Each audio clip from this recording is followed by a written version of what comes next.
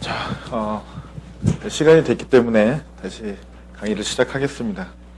어제 이어서 오늘은 주로 주파수 특성들, 그 다음에 OPMP의 실제 회로들, 그리고 OPMP를 구성할 때 그냥 OPMP 회로만 설계하면은 동작을 안 하죠. 그래서 거기에 보조적인 그런 커먼모드 피드백 회로들, 그 다음에 또 OPMP를 구성을 하면 게인을 올리게 되면 또 다른 문제들이 또 발생을 하게 되는데, 피드백을 걸었을 때, 그래서 그 피드백하고 OPMP를 서로 결합했을 때 문제가 발생하는데, 바로 주파수 보상이 필요하다는 거죠. 그래서 발진의 가능성이 있다. 그리고 앞에서 열심히 게인을 올리고자 노력을 했는데, 게인을 올리고 나면 그런 발진의 가능성이 점점 커지겠다는 거죠. 그래서 그거를 해결하기 위한 주파수 보상 방법들에 대해서 오늘 다룰 예정이고요. 어제 내용보다는 오늘이 이제 훨씬, 어제는 기초적인 부분들 다시 리마인드 했고, 오늘 부분이 좀 본격적인 부분이 될 텐데, 본격적인 부분을 보기 앞서서 어제 이제, 다루지 못했던 뒤쪽 부분을 마저 보도록 하겠습니다. 그래서 어제 이제 다뤘던 부분이, 디퍼런셜 회로의, 게인을 높이기 위해서 캐스코드를 하는 게 좋겠다라는 것까지 봤었고요. 그래서 출력을, 그러니까 입력을 디퍼런셜리 받고 출력을 디퍼런셜리 내보내는 이 회로들이 이제 풀리 디퍼런셜 회로라고 하고요. 이제 여기에서 출력을 싱글 엔디드로 뽑고 싶은 경우에는 어떻게 하면 되느냐? 앞에서 보셨던 그런 커런트 미러랑 그 다음에 여기 있는 디퍼런셜 회로를 결합을 시키면 되죠. 근데 이제 단순하게 생각할 수 있는 거는 입력이 디퍼런셜, 출력이 디퍼런셜일 때 싱글로 뽑고 싶을 때 그냥 하나만 뽑으면 되지 않겠느냐라고 생각을 할 수도 있겠지만, 그렇게 되면 디퍼런셜의 특징은 장점을 잊어버리게 되는 거죠. 그래서 디퍼런셜의 가장 큰 장점은 뭐였냐면, 어제도 보셨듯이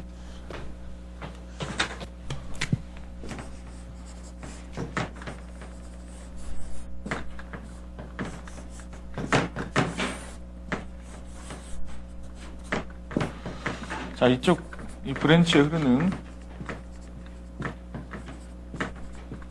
였는데, 결국 출력을 디퍼런셜리 뽑고 싶은 거죠. 출력을 디퍼런셜리 뽑고 싶으면 여기 노드를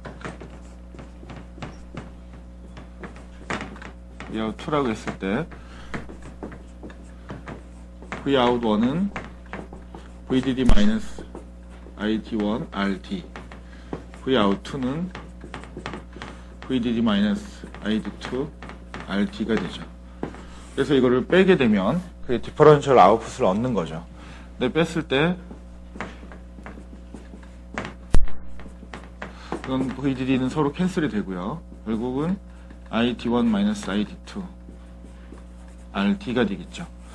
그래서 외부에서 볼 때는 디퍼런셜 전압을 뽑지만 실제 중요한 거는 그 커런트의 디퍼런스가 중요하다는 거죠. 그래서 어쨌든 커런트의 디퍼런스를 얻을 수 있으면 그거를 싱글 엔드로 뽑건 디퍼런셜로 뽑건 원래 원하던 디퍼런셜의 동작을 할 수 있겠다라는 거죠.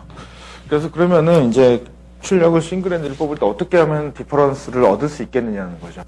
그래서 요 회로에서 왼쪽 브랜치 흐르는 전류가 ID1이고요. 오른쪽 브랜치 흐르는 전류가 ID2라고 할 때 요 출력 쪽으로 나가는 거는 ID1-ID2의 전류를 원한다. 그러면 어떻게 돼야 되겠죠? 여기에 ID2가 흐르고 여기에 ID1-ID2의 전류가 빠져나가려면은 이쪽에 ID1이 흘러야 되겠죠. 그래야 KCL을 만족하겠죠. ID1이 흘러 들어오고 ID2가 흘러 나가면은 이쪽에는 ID1-ID2의 전류가 나갈 거다. 이 전류를 원할 수 있는 거죠. 그렇게 되면은 왼쪽 브랜치에 흐르는 전류가 ID1인데 그 ID1을 오른쪽 M4 쪽으로 카피할 수 있는 게 필요하다. 그래서 어제 공부하셨던 커런트 미러를 이용해서 M1에 흐르는 커런트를 M4 쪽으로 카피를 하기 위해서는 M3하고 M4를 이용해 가지고 커런트 미러를 구성해 주면 되겠다라는 거죠. 그래서 이 책에서는 굳이 이거를 이제 액티브 커런트 미러라고 표현했는데, 단순히 어떤 DC 커런트만 공급하는 게 커런트 미러링 하는 게 아니고 왼쪽에 증폭된 전류를 오른쪽으로 전달하는 역할을 액티브하게 한다라는 의미로 액티브 커런트 미러라는 그런 용어를 썼죠. 그래서 모양을 보시면 이게 굉장히 그 유명한 회로인데요. 아래쪽에 그 커런트 소스는 기존의 디퍼런셜과 동일한데 이 위쪽에 커넥션을 다이오드 커넥션을 해준 게 크게 다른 부분이죠. 그리고 따로 바이어스를 인가하지는 않았죠. 자, 이렇게 하면 방금 전에 본 것처럼 디퍼런스의 커런트 디퍼런스를 얻겠다라는 게 이쪽이 되겠고요. 그래서 M1의 게이트 전압이 증가되는 경우에는 이쪽 커런트가 증가되죠. 이 커런트가.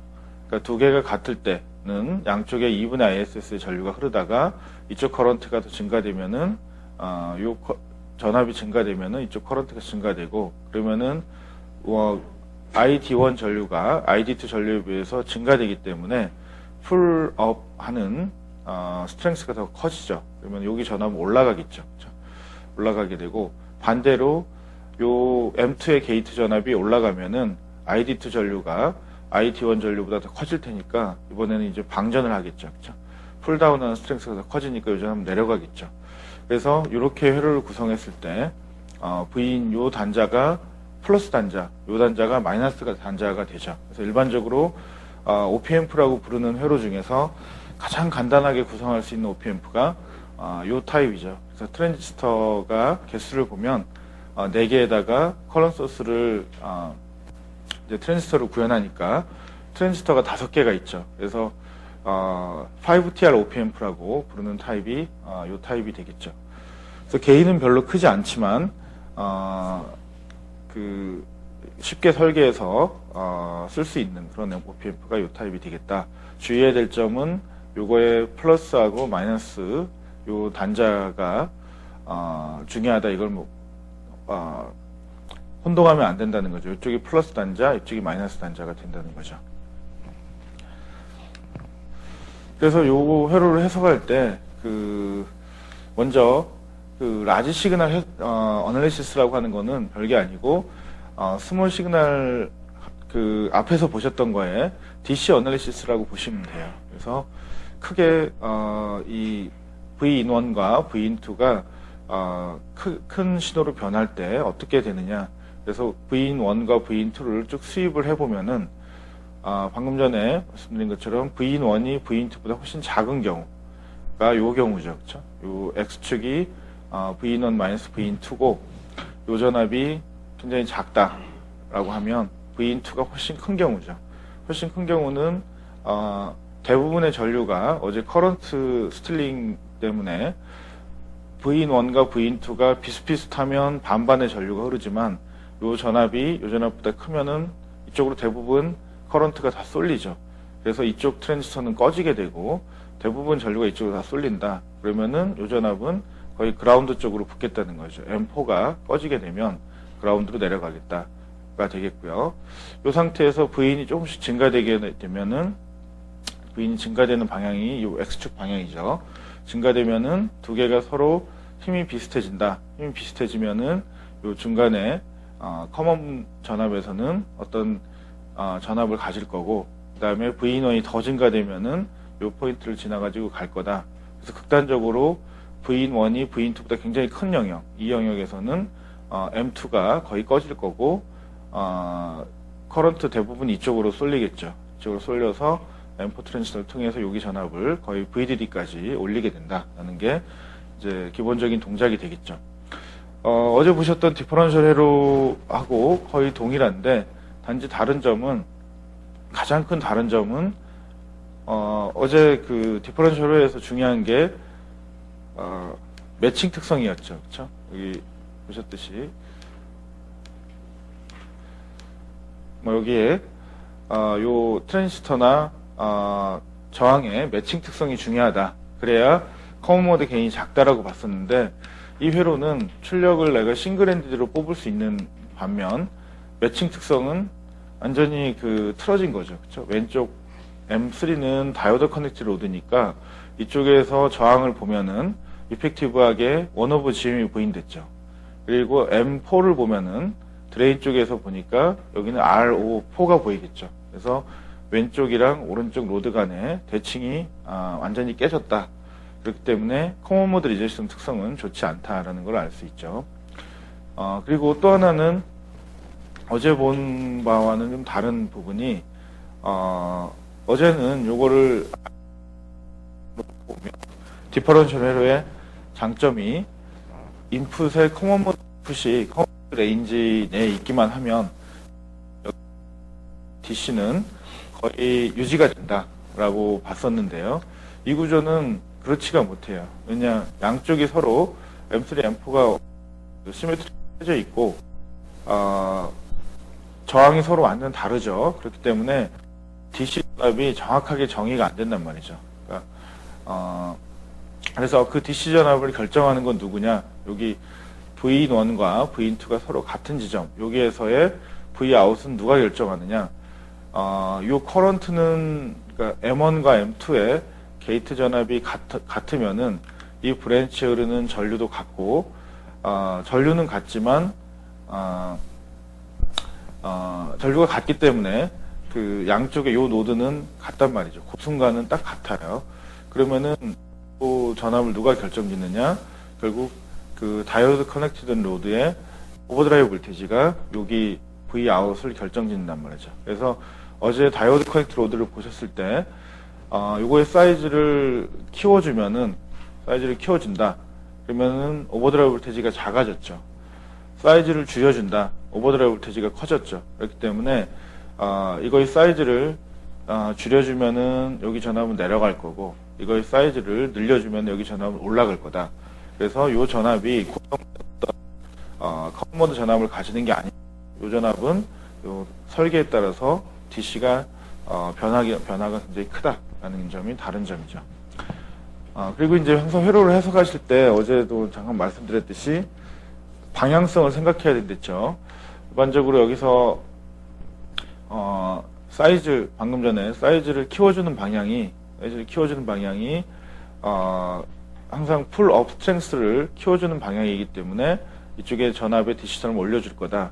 반면 M1, M2를 또 키워주게 되면 또 풀 다운의 스트렝스가 강해지기 때문에 여기를 끌어내리는 방향이다. 그래서 모든 회로를 다른 의미로 해석하면 균형을 잘 맞추는 거라고도 볼 수가 있어요. 그렇죠? 여기 DC를 내가 여기 VDD가 있고 여기에 VDD 레일이라고 했었죠. 그라운드 레일이 있을 때 이 점이 어떤 원하는 DC 오퍼레이팅 포인트를 갖도록 한다는 의미는 다른 의미로 풀 업의 스트렝스랑 풀 다운의 스트렝스를 잘 맞춰가지고 여기가 딱 하프 VDD 혹은 원하는 그런 DC 전음이 되도록 하는 거다. 이 점이 그게 되게 하는 거라는 거죠. 그게 아날로그의 회로에서의 원하는 바였고, 디지털 회로는 역으로 요거를 VDD나 그라운드로 붙여서 여기 전압을 확실하게 VDD나 그라운드로 끌어내리는 게 디지털 어플리케이션이었죠. 그래서 방금 전에 제가 말로 설명드린 내용이 여기 써 있는 내용이에요. 그래서 V1이 V2하고 근접할 경우, 그 다음에 한쪽으로 V1이 커지는 경우, 세 가지 경우를 봤었는데, 여기서 보시면은 당연히 회로를 동작시킬 때 V1과 V2의 그 DC 값이 서로 같은 지점에서 소신호로 인가를 해야 되겠죠. 그렇지 않으면 이쪽 영역이나 이쪽 영역들은 이쪽은 M1 트랜지스터만 커져가지고 이쪽으로 대부분 커런트가 흐르고 M2는 컷오프 영역으로 들어가는 거죠. 이쪽 영역에서는 M2가 컷오프 영역이고 이쪽 영역에서는 M1이 컷오프 영역이고 M2만 트라이오드 영역으로 들어가는 거죠. 그렇기 때문에 정상 세츄레이션 영역이 아니다. 그래서 당연히 둘 다 세츄레이션 영역에 있는 이 부분에서 동작을 시켜야 되겠다는 걸 알 수 있죠. 자, 그래서 이거를 이제 해석할 때 어떻게 할 거냐? 어제 모든 증폭기의 게인을 구하고 싶다라고 하면 게인을 구할 때 이펙티브한 트랜스 컨덕턴스 GM과 그 다음에 아웃풋 저항을 곱해주면 된다라고 했었죠. 그러면 이제 이펙티브한 트랜스 컨덕턴스를 계산하기 위해서는 출력을 쇼트 시켜라. 그다음에 R아웃을 계산할 때는 입력을 쇼트시켜라 라고 어제 공부를 했었죠. 그래서 여기 이제 그 소신호 해석을 볼 때 M1과 M2의 그 게이트의 디퍼런셜 신호만 인가를 했을 때 아까 그 X하고 Y 노드에서 보이는 이펙티브한 저항이 다르기 때문에 여기에 볼테이지 스윙도 다르죠. 그렇죠? 여기는 1/GM이 보이니까 M1에 의해서 증폭된 전류가 X노드의 전압으로 변환될 때 저항이 작기 때문에 이쪽은 반전의 형태를 띠지만 스윙이 작고, 상대적으로 M4는 여기 보이는 저항이 R4니까 상대적으로 크기 때문에 요거에 반전된 형태를 가지면서 큰 스윙을 가진다 라고 볼 수 있죠. 그래서 그리고 이제 GM을 구하기 위해서 그 부분을 보게 되면, GM을 계산하려면은 여기를 출력을 쇼트시키는 거죠. 출력을 쇼트시키고 이쪽으로 들어오는 커런트를 재면 된다 이거죠. 자, 입력에는 디퍼런셜 신호니까 커먼 모드는 배제하고 오로지 2분의 VIN, 그 다음에 마이너스 2분의 VIN만 넣고, 그 다음에 출력에서 전류를 재면 된다 이거죠. 그러면은 이펙티브한 트랜스 컨덕턴스를 계산할 수 있는데, 결론은 요 앰프의 이펙티브한 트랜스 컨덕턴스는 누가 결정짓느냐? 결국은 M1, M2가 결정짓는다 라는 거죠. 그래서 대부분의 경우 그렇다고 했죠. 대부분 GM은 입력을 받는 쪽에서 전류 증폭도를 다 결정한다라는 거를 알 수 있고요. 자, 요거를 회수를 해석하실 때 이제 소신호 등가이로를 그리지 않고 해석을 할 수 있는데요. 어제 보셨듯이 요 P노드는 양쪽이 M1, M2가 서로 풀리 디퍼런셜이다. 그리고 라고 하면 요 P노드는 버추얼리 그라운드라고 볼 수 있다. 근데 물론 여기서는 약간 모순은 있어요. 왜 있느냐? 여기가 완전히 대칭이 아니기 때문에 요 P노드가 사실은 완벽한 버추얼 그라운드는 아니고 여기가 좀 흔들리지만 분석을 편하게 하기 위해서 여기는 그냥 버추얼 그라운드라고 가정을 하죠. 그럼 여기는 이제 없는 거예요. 소신호 분석을 할 때는 여기는 무한대 임피던스고 여기는 저항이 없다. 그리고 여기는 그라운드라고 가정을 한 게 오른쪽이죠. 그렇죠? 이렇게 놓고 나면 이 전류를 계산하면 되는데, 이 전류를 계산하는 게 어렵지 않다 이거죠. 왜냐, 이쪽 M1 트랜지스터에 흐르는 전류를 계산하면 GM-VGS의 전류가 흐르는 게 결국 소신호 등가이로죠. 그렇죠? 그러니까 ID1, ID3 전류는 뭐가 되느냐, 여기까지 흐르는 전류는 GM1에다가 요 VGS가 2분의 V인이니까 요 해당된 전류가 이쪽에 흐르고 이쪽까지 도달된단 말이죠. 이게 이쪽에 흐르는 전류가 되겠고, ID2에 흐르는 전류는 어떻게 되겠죠? 마찬가지로 GM, VGS니까 GM에다가 VGS 마이너스 2분의 V인을 곱해준 값이 된다라는 거죠. 그래서 이쪽으로 흐르는 전류는 요게 된다. 근데 전류가 여기 마이너스니까 이쪽으로 흐르는 전류가 플러스 전류가 되겠죠. 그래서 위에서는 요 전류가 흘러내려오고 소신호적으로 아래쪽에서는 이 전류가 흘러 들어오는 거죠. 그러면은 이 두 전류를 합쳐주면 뭐가 될 거냐? GMV인이 될 거란 말이죠. 그렇죠? 여기 2분의가 있고 2분의가 있으니까 그래서 결국 이펙티브한 트랜스 컨덕턴스를 계산하면은 외부에서 인가된 이펙티브한 디퍼런셜 전압은 플러스 2분의 V인에서 마이너스 2분의 V인을 뺀 V인이 될 테고, 그 다음에 이쪽으로 흘러들어온 커런트를 보면 I out을 계산하면 이렇게 되니까 이걸 나눠주면 이펙티브한 트랜스 컨덕턴스는 이게 될 거다. 근데 여기서 부호는 일관성 있게만 쓰면 되는데 여기서 약간 좀 책에서 좀 혼동스럽게 기술을 했어요. 그래서 원래는 이제 I out을 요 방향이라고 생각하면, 나가는 방향이라고 생각하면 이 전류랑 이 전류가 합쳐져서 파지티브한 전류가 나가게 되면, 그러면 GM 값은 그러니까 이펙티브한 트랜스 컨덕턴스 자체는 양수가 된단 말이죠. 양수가 되고 게인은 마이너스 GM Rout이 된단 말이죠. 마이너스 GM Rout. 근데 여기서는 그걸 좀 섞었었어요. 섞어서 I아웃을 이쪽으로 정의했기 때문에 I아웃이 여기 마이너스가 되고, 만약에 이렇게 썼다라고 보면 여기서는 GM이 여기가 마이너스가 돼야 돼요. 요 노테이션만 따르면. 그러면은 앞에 개인에서 여기 이 자체가 마이너스가 된단 말이죠. 그렇기 때문에 부호는 전류의 방향에 따라 다르기 때문에 그거는 크게 의미 있는 건 아니다. 대신 좀 일관성 있게만 쓰면 되겠다. 여기서는 거기에 왔다 갔다 좀 했기 때문에, 교재를 따라갔기 때문에 그런 부분이 있고요. 그 다음에 이제 GM을 계산한 다음에 Rout을 계산하면 되죠. Rout은 이 책에 이렇게 계산했지만 이 부분 다 필요 없고요. 여기에 크게 보시면 된다 이거죠. 항상 Rout을 계산하려면 어제 보셨던 것처럼, M4 쪽에서 아웃풋 저항이 보이고, 그렇죠?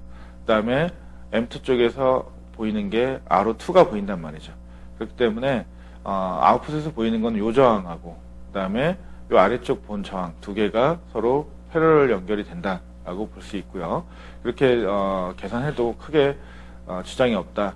그래서, 아웃풋 임피던스를 계산할 때는, 입력을 전부 다 그라운드로 놓고, 이쪽에 흘러 들어가는 커런트하고 그다음에 인간 전압의 비를 계산한 건데, 이렇게 어프락시메이션에서 계산을 해주면 되죠.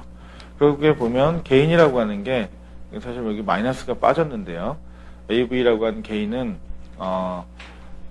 마이너스 GM 1에다가 R2, R4의 병렬. 요게 이펙티브한 트랜스 컨덕턴스고요.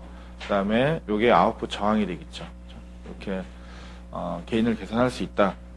그래서 항상 소신호 분석을 하실 때는 방금 전에 본 것처럼 이거를 소신호 등가로 그리지 않더라도 별게 아니고, 그냥 요게는 GM VGS 흐르는 거, 요게 소신호란 말이죠. 그쵸?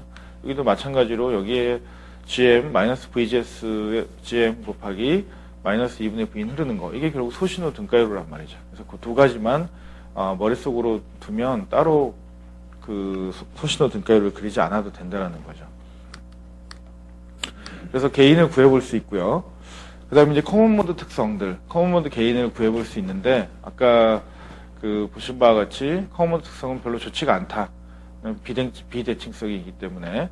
그래서 어제 보신 것처럼 커먼 모드 특성을 보려면은 요 입력에다가 커먼 모드 전압을 인가를 하는데, 요 전압을 흔들어 주는 거죠. 그러니까 원래 커먼 모드는 반하는 바는 DC 전압이지만 요 분석을 할 때만은 요거는 어떤 AC 신호로 놓고 해석을 하라는 거죠.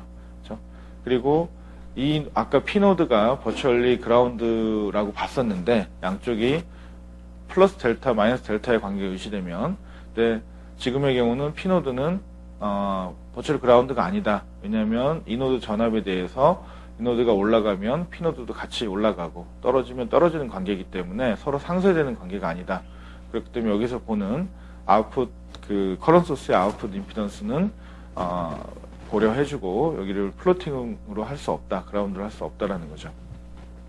그래서 커먼 모드 게인을 계산하면 델타 V인 CM분의 델타 V 아웃이 되겠죠. 이거를 흔들었을 때 이쪽에 V 아웃이 얼마나 흔들리는지 이거를 정의한 게 커먼 모드 게인이 되겠죠.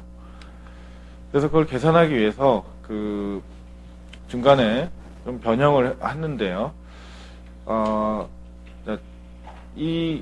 아까 앞에서 본 바와 같이 양쪽이 로드 단위 비대칭적이긴 하지만, 두 입력이 서로 같고, M1, M2도 비대칭성이 없다고 보면 이 두 개가 딱 커먼으로 같은 순간은 이 노드 전압도 같을 거다라는 거죠. 물론 이게 여기서 약간만 변하면 이 두 노드 전압은 달라지지만, 오로지 같은 때는 입력에 커먼 모드를 넣었을 때다라고 놓고 회로를 단순화한 거예요. 그래서 이제 소신호 등가회로를 다 그리진 않았지만 소신호 등가회로에 있던 파라미터들을 회로로 그대로 옮긴 거예요. 그러고 보면은 위쪽은 하는 역할이 저항이랬죠. 저항이니까 이쪽에 M3하고 M4, M3, M4의 이펙티브한 저항이 얼마가 되겠느냐가 되는데, 이쪽에 이제 트랜지스터를 볼 때 여기 RO4가 있고요. 여기 RO3가 있죠. 그 두 개가 서로 병렬로 보일 거다. 이 두 노드가 서로 같기 때문에 묶어도 전압을 계산하는데 무방하다라는 거죠. 그래서 두 개가 병렬로 있기 때문에 저항은 병렬이 되겠고, 트랜지스터가 두 개가 서로 패러럴하게 연결되어 있기 때문에 이거는 마치 EGM처럼 있다라고 해서 EGM 분의 1.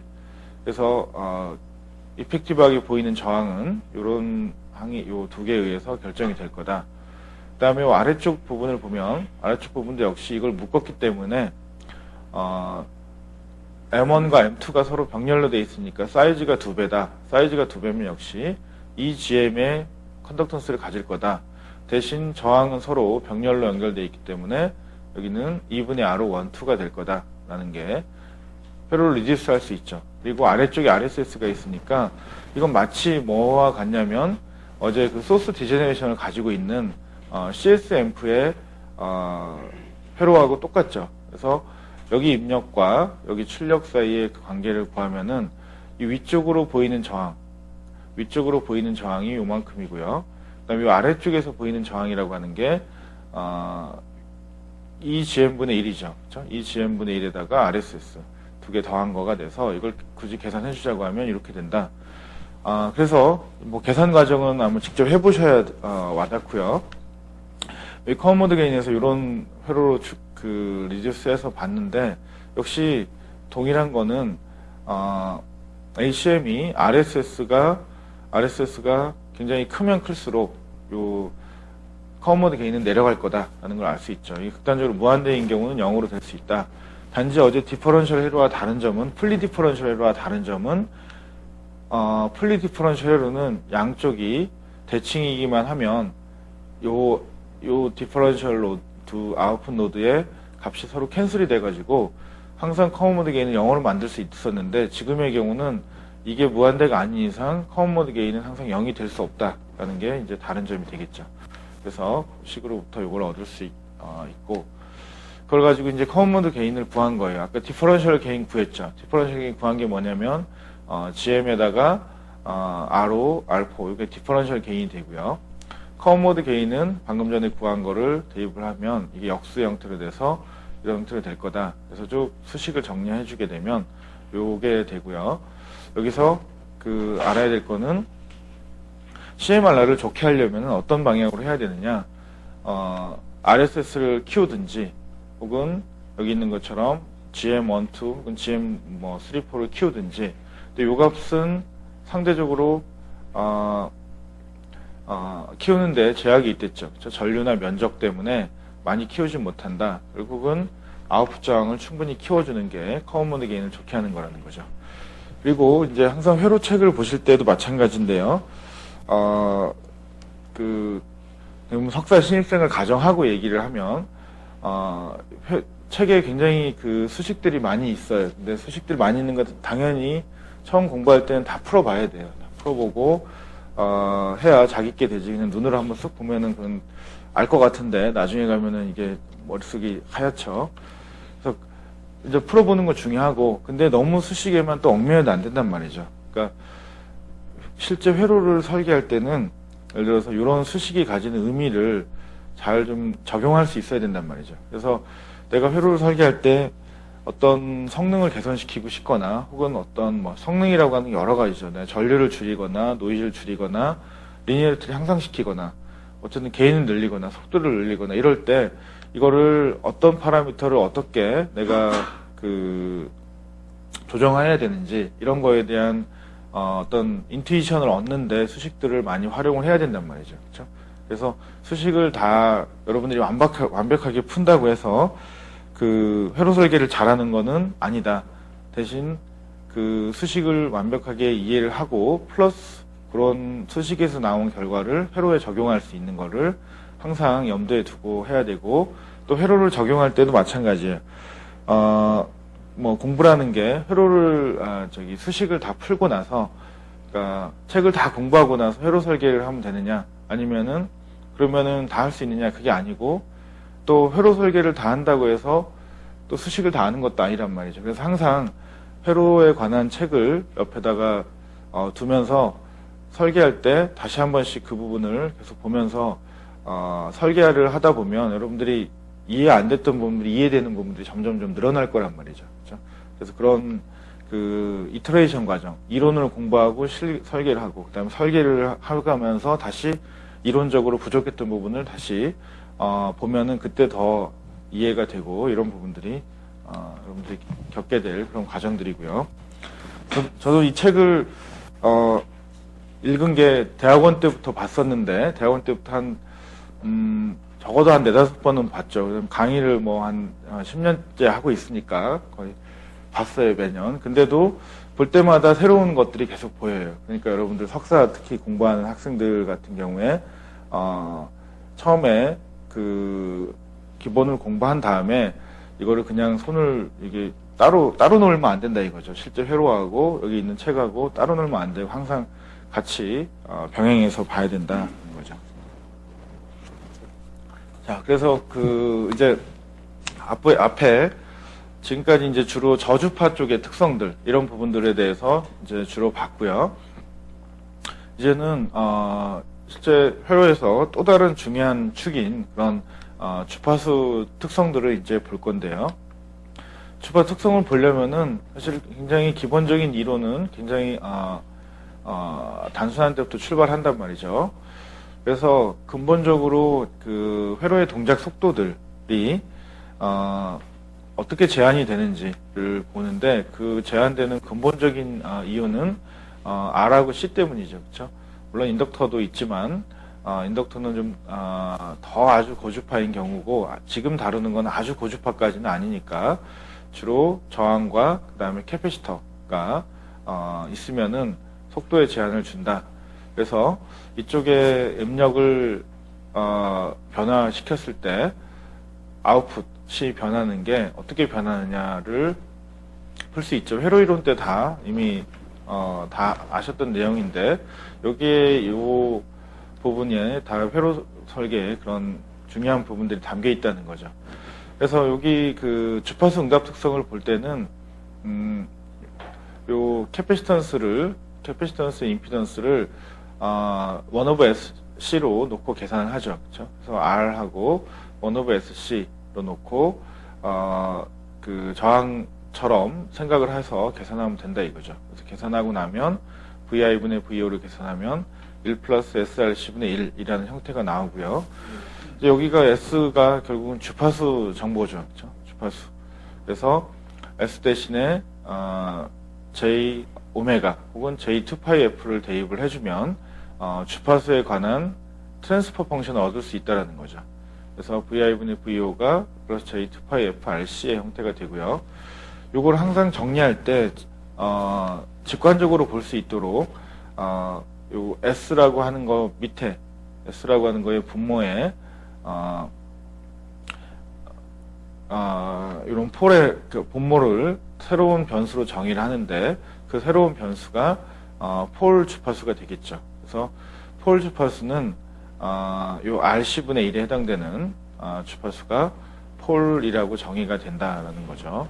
그래서 이미 여러분들이 회로를 때 다 계산하고 아주 쉬운 그런 계산이 되겠죠. 그래서 요 어떤 노드에서 바라다 보이는 이퀴벌런트한 저항과 이퀴벌런트한 캐패시턴스가 있으면은 그 저항과 캐패시턴스에서 폴이 하나 형성되는데 그게 이제 RC분의 1이라는 거죠. 그렇죠? RC분의 1이다. 그래서 사실은 그 역시 여러분들이 가장 잘 이해가 처음에 안 와닿는 부분 중에 하나가 이 시간하고 주파수의 관계죠. 그렇죠? 보통 생각할 때는 시간하고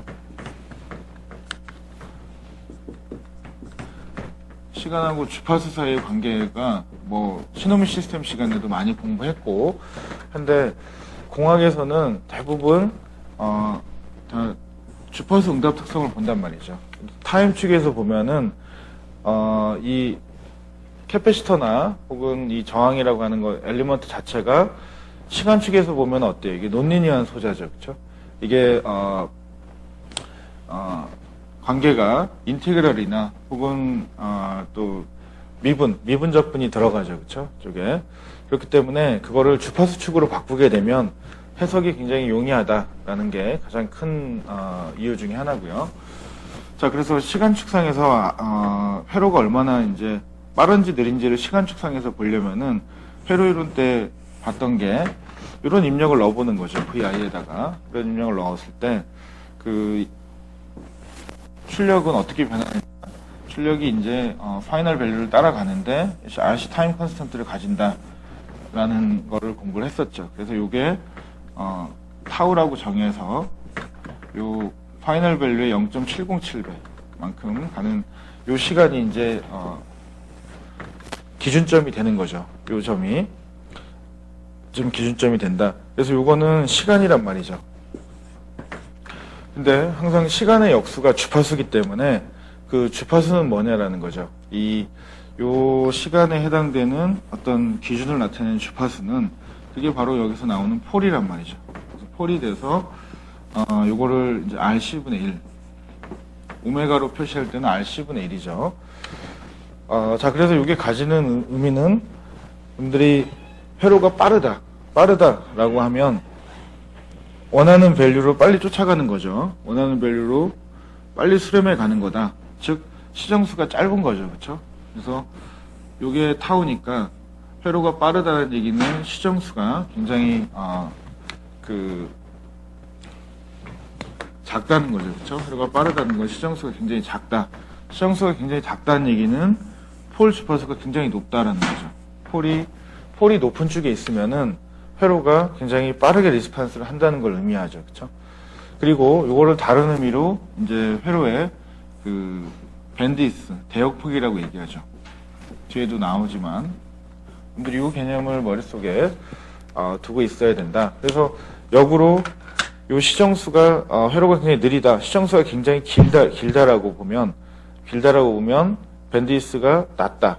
혹은 폴 주파수가 낮다. 낮은 쪽에 있으면 있을수록 이 회로는 빠르게 동작할 수 없다라는 것을 알 수가 있죠. 그래서 일단은 어느 주파수에서 그러니까 어느 컴포넌트에서 폴이 형성이 되는지 이거를 먼저 아는 게 필요한데 그 폴을 계산할 때는 그 어떤 노드에서 보이는 R과 C만 보면 된다 이거죠. 그렇죠?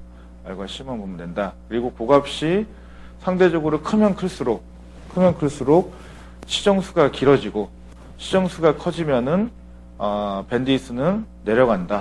즉 속도는 더 느려진다라고 볼 수 있어요. 이거를 그냥 여러분들이 직접적으로 회로의 속도라고 보셔도 돼요. 밴드위스라는 게 속도가 되겠죠, 그렇죠? 그런데 이제 요 주로 캐패시턴스는 누가 좌우하느냐?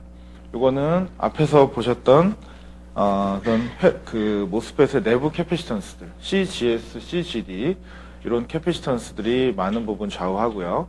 또 외부에다가 CL을 달면 그 CL 캐패시턴스가 있고 이 저항은 대부분의 경우 회로 내부에서 저항 본 건 지금까지 두 가지밖에 없었죠. 대부분 아웃풋 저항 RO 아니면은 1/GM밖에 없었죠. 그래서 여기 이 저항이라고 하는 게 외부에서 달아준 저항이 아니고 대부분 트랜지스터의 아웃풋 쪽에 보이는 RO 혹은 소스나 다이오드 커넥션의 1/GM 이 두 가지가 요거를 결정한단 말이죠.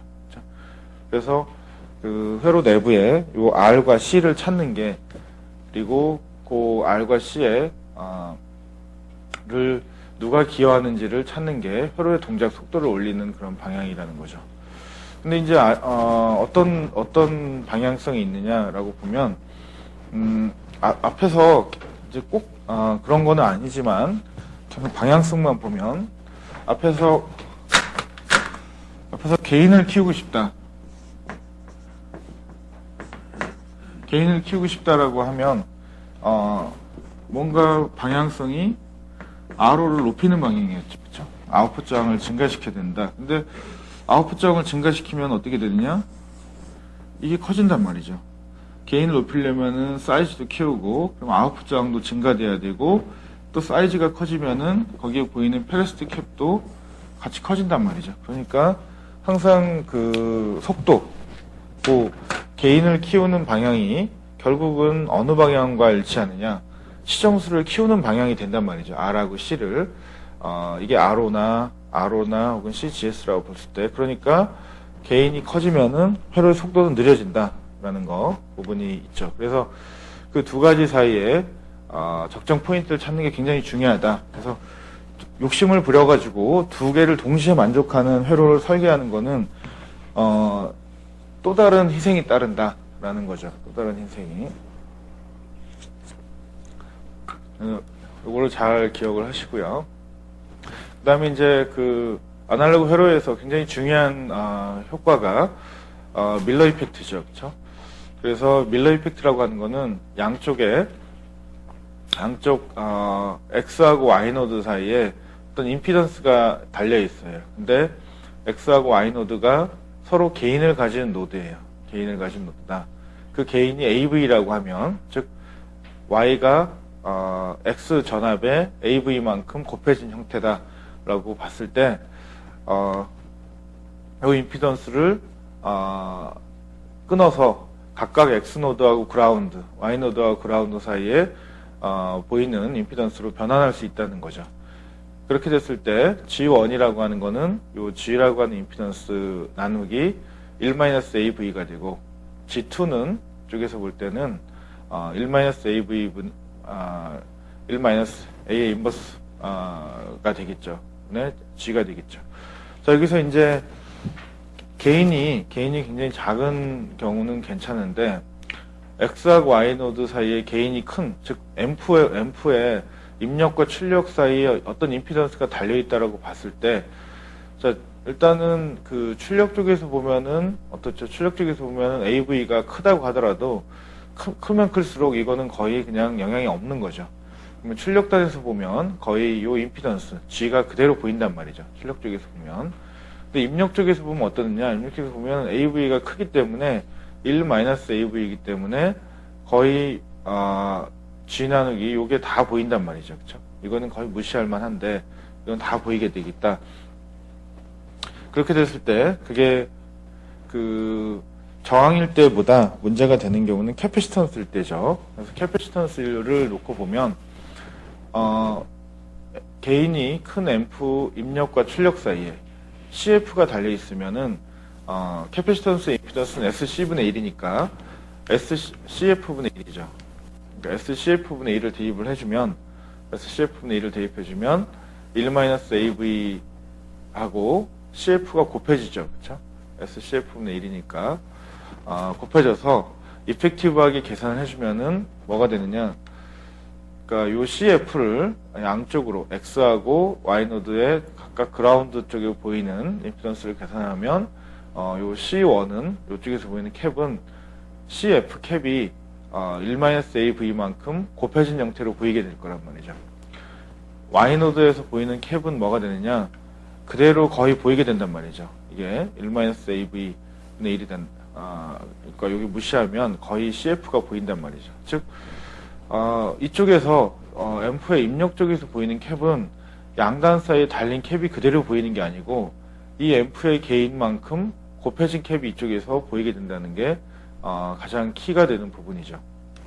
즉, 앞에서 이거 보셨듯이, 어떤 회로 내부에 캐패시턴스가 크면 클수록 시정수가 길어지고, 시정수가 길어지면 속도가 떨어진다고 했는데, 큰 개인을 가지는 앰프에 양단 사이에 캡이 있으면 입력 쪽에서 볼 때는 그 캡이 요만큼 멀티플라이 돼서 보인단 말이죠. 설사 1피코만 있다고 하더라도 개인이 100이라고 하면 마치 여기에 100피코가 있는 것처럼 보이게 된다. 그러면은 요 노드에 의해서 속도가 확 떨어지게 된다는 거죠. 회로의 속도가. 그리고 대부분의 경우 어떻느냐? 뒤에도 나오겠지만 폴이 여러 개가 있다고 했을 때 그 폴 여러 개 중에서 가장 폴 주파수가 낮은 쪽이 전체 회로의 동작 속도를 결정하죠. 그렇죠? 그렇기 때문에 만약 이런 노드들이 전체 속도를 떨어뜨릴 수 있는 요인이 되겠다. 그리고 특히나 이제 양단 사이에 캡이 설사 이 자체는 크지 않더라도 개인이 증가되면 증가될수록 이거를 무시할 수 없겠다라는 거를 알 수 있죠. 그리고 이 그림이 의미하는 바는 왜 여기서 증폭된 그런 캡이 멀티플리케이션 돼서 보이느냐라고 볼 때, 여기에 요 노드에서 봐요. 여기서 델타 V만큼 여기 전압을 살짝, 흔들어줬단 말이죠. 그쵸? 흔들어줬을 때, 여기에서 보이는 거는, 여기는 마이너스 A 델타 V만큼 얘가 떨어지겠죠. 왜냐면 게인을 가지니까. 그러면은 이펙티브하게 여기서는 바뀐 전하량은 CV가 되죠. 전하량은. 그러니까 여기 CF가 있고 이게 되는데 여기서는 델타 V만큼만 흔들렸는데 캐패시터 양단사의 실제 변하는 거는 요거에서 요걸 뺀 만큼, 즉 1 플러스 AV 델타 V만큼 여기 변했단 말이죠. 그렇죠? 그러니까 굉장히 큰 캡이 달려있다라고 느끼는 거죠. 그렇죠? 큰 캡이 달려있다고 느끼는 거다. 자, 이게 이제 밀러 이펙트고 굉장히 아날로그 회로에서 중요하단 말이죠. 여러분들 한번 계산을 해보면은 이런 뭔가 앰프 입출력 사이에 이게 연결돼 있으면 굉장히 계산이 복잡해져요. 손으로 계산할 때도. 그럴 때 이거를 양쪽으로 분리해가지고 계산하면 이쪽 파트 계산하고 그냥 그 다음에 있는 거는 그냥 A만 곱해주면 된단 말이에요. 개인만. 그 다음에 오른쪽 파트 계산하면 되기 때문에 계산상으로도 훨씬 유리할 수 있다라는 거가 되겠고, 여기서 얘기하는 거는 주로 네거티브한 이펙트를 얘기하는 거예요. 그러니까 주파수 응답 특성 측면에서 속도가 느려지는 측면에서 얘기를 한 건데, 이 밀러 이펙트를 활용을 할 수도 있어요. 그래서 굉장히 잘 알아야 되는 부분인데, 어제도 봤듯이 아날로그 회로에서 캐패시턴스가 굉장히 큰 면적을 차지한다. 굉장히 큰 면적을 차지해서 부담이 되는데, 역으로 이걸 이용하면 큰 캡을 얻을 수 있단 말이죠. 그러니까 물리적으로 CF 쪽에 1피코의 캡만 달더라도, 그렇죠? 달더라도 큰 게인을 가지는 앰프를 써주면은, 근데 그거는 면적이 그렇게 크지 않단 말이죠. 게인 100 가지는 앰프 설계 어렵지 않으니까. 되면은 이펙티브하게 이 노드에서는 100피코페럿의 효과를 얻을 수 있다. 1피코를 가지고 100피코의 효과를 얻을 수 있는데, 그런 용도에서도 여러분들이 이거를 적극적으로 활용을 해줄 수 있다라는 거죠. 어쨌든 요거를 일단 분석할 때는 요 주로 주파수 응답 특성에 우리가 활용을 할 거다라는 거죠. 근데 이제 주의해야 될 점이 있는데, 항상 이런 데 아무데나 쓰면 안 되고, 항상 메인 시그널 패스가 있는 상태에 양쪽 단자에 캡이 달려있을 때, 혹은 저항이 달려있을 때 써야지, 그냥 저항으로만 연결되어 있는 네트워크나 이런 데 쓰면 안 되겠다는 말이죠. 자, 그래서 이 앰프 양 단에다가 쓰면 되겠다. 그래서 사실 여기 있는 이 페이지가 모든 주파수 응답 특성의 가장 중요한 부분 중에 하나예요. 사실 요거를 이제 대부분의 회로들은 다 이런 모양새를 지니고 있어요. 그래서 여기가 이제 입력이죠, 그렇죠? 입력. 그다음에 출력이 되는데, 이거 RS는 이제 태블릿 등가회로의 소스 쪽의 저항이라고 볼 수 있고요. 여기 A1이라고 표현한 거는 첫 번째 단의 게인이에요. 이건 두 번째 단의 게인이죠. 그럼 첫 번째 단에서 볼 때 이 소스 쪽에 임피던스가 있고, 항상 첫 번째 단에 보이는 요 게이트 쪽을 들여다보니까 게이트 쪽에 CGS, CGD 캡이 보이죠. 그래서 게이트 쪽에 보이는 주로 캡이 C인이라고 표현을 한 거예요. 그렇죠? 입력 임피던스가 있다. 그리고 다시 이제 첫 번째 단에 아웃풋 임피던스가 있죠. R1이 있고, 첫 번째 단 아웃풋 임피던스, 그 다음에 두 번째 단에 입력 임피던스 CN이 있죠. 그 다음에 두 번째 단에 아웃풋 임피던스 R2, 두 번째 단에서 보이는 그러니까 로드 단으로 보이는 임피던스 CP, 이런 식으로 돼 있단 말이죠. 그래서 항상 입력으로부터 출력까지 나가는 패스에 있는 노드들에서 보이는 이펙티브한 R과 C만 알면 되는데, 그 이펙티브한 R과 C만 구하면은 주파수 특성은 다 구할 수 있는 거란 말이죠. 그렇죠? 그래서 M노드 같은 경우에는 RS랑 C인, N노드 같은 경우에는 R1과 CN, P노드 같은 경우에는 R2와 CP. 그래서 이 회로는 폴이 세 개가 존재한단 말이죠. M, N, P 하는 폴이 세 개가 존재한다라고 볼 수 있죠.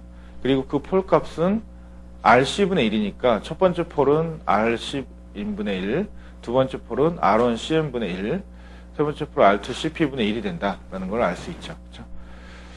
근데 그 값 중에 어느 게 큰지 작을지는 몰라요, 사실. 그거는 회로마다 다 달라지고요. 저는 여기서 이제, 회로를 뒤에 이제 예제로 뭐 CS-앰프나 캐스코드-앰프의 주파수 특성을 볼 텐데, 그걸 볼 때 항상 입력으로부터 출력 쪽으로 나가는 패스에 있는 노드들만 보면 돼요. 그러니까 회로에 여러 가지 부가적인 회로들도 있고 한데, 그런 부가적인 회로들에서는 폴이 발생하지 않는단 말이죠. 항상 직접적으로 입력 신호가 들어와서 출력으로 나갈 때까지 직접 거치는 요 패스에 있는 노드들만 보면 되겠다라는 게 되고요. 그래서 여기서부터 여기까지는 개인이 A1, A2가 되고 주파수 특성을 결정하는 건 요 세 가지가 결정짓겠다. 이렇게 되는 경우는 그나마 조금 논 인터랙팅 폴들이 서로 인터랙션이 없는 경우들은 비교적 분석이 용이한데 인터랙팅 되는 폴들이 있어요. 그런 경우에 예를 들면 요와 같이 X하고 Y 노드 사이에 직접 연결되어 있어요. R3, C3가 있다라고 보면 이거는 이제 좀 계산이 상대적으로 복잡해진단 말이죠. 이거는 자연적으로 형성되는 경우는 근데 많지가 않아요. 실제 회로에서 R하고 C를 시리즈로 연결할 경우는 오늘 후반부에 다루겠지만 일부러 뭔가 제로를 넣어주는 경우들, 이런 경우들이 R과 C를 시리즈로 연결하는 거지, 대부분의 경우는 캡이나 혹은 저항으로 연결됐다. 특히나 회로에서 많은 부분 캡으로 연결돼 있단 말이죠. 그래서 캡으로 여기가 연결이 돼 있으면 그거는 앞에서 봤던 것처럼 밀러스 디어럼을 적용해가지고 요 캡을 양쪽으로 분할하면 그러면은 그 계산이 굉장히 용이하게 할 수 있다는 거죠. 자, 그래서 실제 이제 회로에 대해서 한번 적용을 해봐야 되는데 이 예제들은 간단하지만 모든 회로들에 다 사실 적용될 수 있는 분석 방법이에요. 때문에 10분간 쉬었다가 이제 계속 보겠습니다. 자, 이제 계속 보겠습니다. 실제 이제 앞에서 봤던 그런 블락 다이어그램 레벨에서 실제 회로에 한번 적용을 해볼 텐데요. 두세 가지 이그젬플을 볼 예정입니다. 그래서 커먼 게이트 구조 같은 경우에 어제 이 소스 쪽에다가 입력을 넣고 드레인 쪽에서 출력으로 받는 구조라고 말씀드렸는데 입력이 소스 단자고요. 지금 전압을 입력으로 넣는 경우를 가정을 했는데 V인, 그 다음에 소스 쪽에 있는 임피던스가 있고 요 I1은 DC 바이어스를 잡아주기 위한 그런 전류원이다 라고 보고, 이제 CS는 요 노드에서 바라다 보이는 이펙티브한 그런 캐패시턴스를 CS라고 그래서 표현을 했고요. 그래서 여기가 이제 입력에서부터 출력까지 볼 때 요 먼저 보게 되는 게 X 노드가 있고, 그 다음에 또 요 커런트가 여기서 들어가게 되면 이 커런트가 이쪽에서 이쪽으로 전달이 되죠. 그래서 출력 쪽에서 저항을 통해서 전압으로 컨버전 되는데 이 Y노드에서 또 역시 캡이 보이겠죠. 캡과 그다음에 저항이 보이겠죠. 그래서 이 커먼 게이트 증폭기 같은 경우에는 주파수 응답 특성에서 폴이 기본적으로 두 개 보인다. X하고 Y노드에서 보이겠죠. 그래서 X노드에서 보이는 그 폴을 계산하기 위해서는 여기서 보이는 캐패시턴스랑 그 다음에 저항을 계산하면 된다는 거죠. 그래서 캐패시턴스는 뭐가 좌우를 하느냐, 이 노드에서 보이는 거는 그 소신호적으로 볼 때 VB 노드는 그라운드죠. 그렇기 때문에 여기 CGS가 여기 보이는데 CGS에서 이 노드는 그라운드다. 그러니까 그냥 바로 CGS가 보이겠죠. X노드하고 그라운드 사이에 보이겠다. 그 다음에 또 하나 보이는 거는 소스하고 바디 사이의 정션 캡이죠. 그렇죠? 소스하고 바디 사이에 정션 캡. 이 두 개가 서로 패러렐로 보일 테니까 그거 두 개가 더해진 게 X노드에서 보이는 캡이다. 그 다음에 저항은 어떻게 되느냐. 저항은 RS 저항이 보이겠죠. 그 커런 소스는 임피던스가 무한대라고 했었죠. 볼테지 소스는 임피던스가 0이죠, 0. 그렇죠? 그러니까 멀티미터로 잴 때 마찬가지고 여기 V는 0이어야 된다. 그렇죠? 여기에 만약에 저항이 있으면은 여기 일정한 전압이 나올 수가 없겠죠. 그렇죠? 그래서 0이고 그렇기 때문에 여기서 보이는 저항은 RS랑 그다음에 여기 소스 쪽에서 발하다 보니까 1 오브 GM이 보이겠죠. 그래서 RS하고 1 오브 GM이 여기서 보일 거다라는 거죠. 그 다음에 FPY 같은 경우에는 CGD 여기 보이는 CGD 캐패시턴스가 있죠. 여기 그라운드니까 CGD 캐패시턴스에다가 그 다음에 드레인과 바디 사이에 또 정션 캡이 보이겠죠. 그래서 보이는 캐패시턴스는 이 두 개가 보이겠고요. 그 다음에 그 저항은 여기 아래쪽으로 본 저항은 여기 RO 성분이 하고 그 다음에 이 RS가 보일 텐데 지금 여기서는 가정을 한 거예요. 가정은 RT가 상대적으로 위쪽으로 보이는 게 아래쪽으로 보이는 것보다 작다라고 가정해서 RD가 도미넌트하다라고 가정한 거죠. 그래서 그냥 RD하고 가 저항이 되겠다. 그래서 두 개의 그런 폴이 존재를 한다라는 거를 알 수가 있죠. 두 개의 폴이 존재한다. 그리고 여러분들이 이거를 구할 수 있고요. 만약에 이제 그 두 폴 중에 어느 게 작은지에 따라 다른데 만약에 FPX가 FY보다 폴이 작다. 그럼 얘가 동작 주파수를 결정한댔죠. 그럴 때 이거를 늘리려면 어떻게 해야 되느냐라는 거죠. 늘리려면은 뭐 RS가 상대적으로 뭐 크다라고 여기 무시하면 결국은 1 오버 GM이 보이죠. 여기서 1 오버 GM분의 1이니까 여기 분자에 GM이 들어가겠죠. 분모에는 CGS가 들어갈 텐데 결국 이게 만약에 낮을 경우에 늘릴 수 있는 방법은 GM을 늘리거나, 그렇죠? GM을 늘리거나 캡을 줄이거나 이거밖에 없는 거죠. 그렇죠? 그래서 결국 GM을 늘리려면은 전류를 늘리거나 면적을 늘리는 방향인데 그냥 면적을 늘리게 되면 W하고 L을 통해서 W를 특히 늘리게 되면 어떻게 되느냐?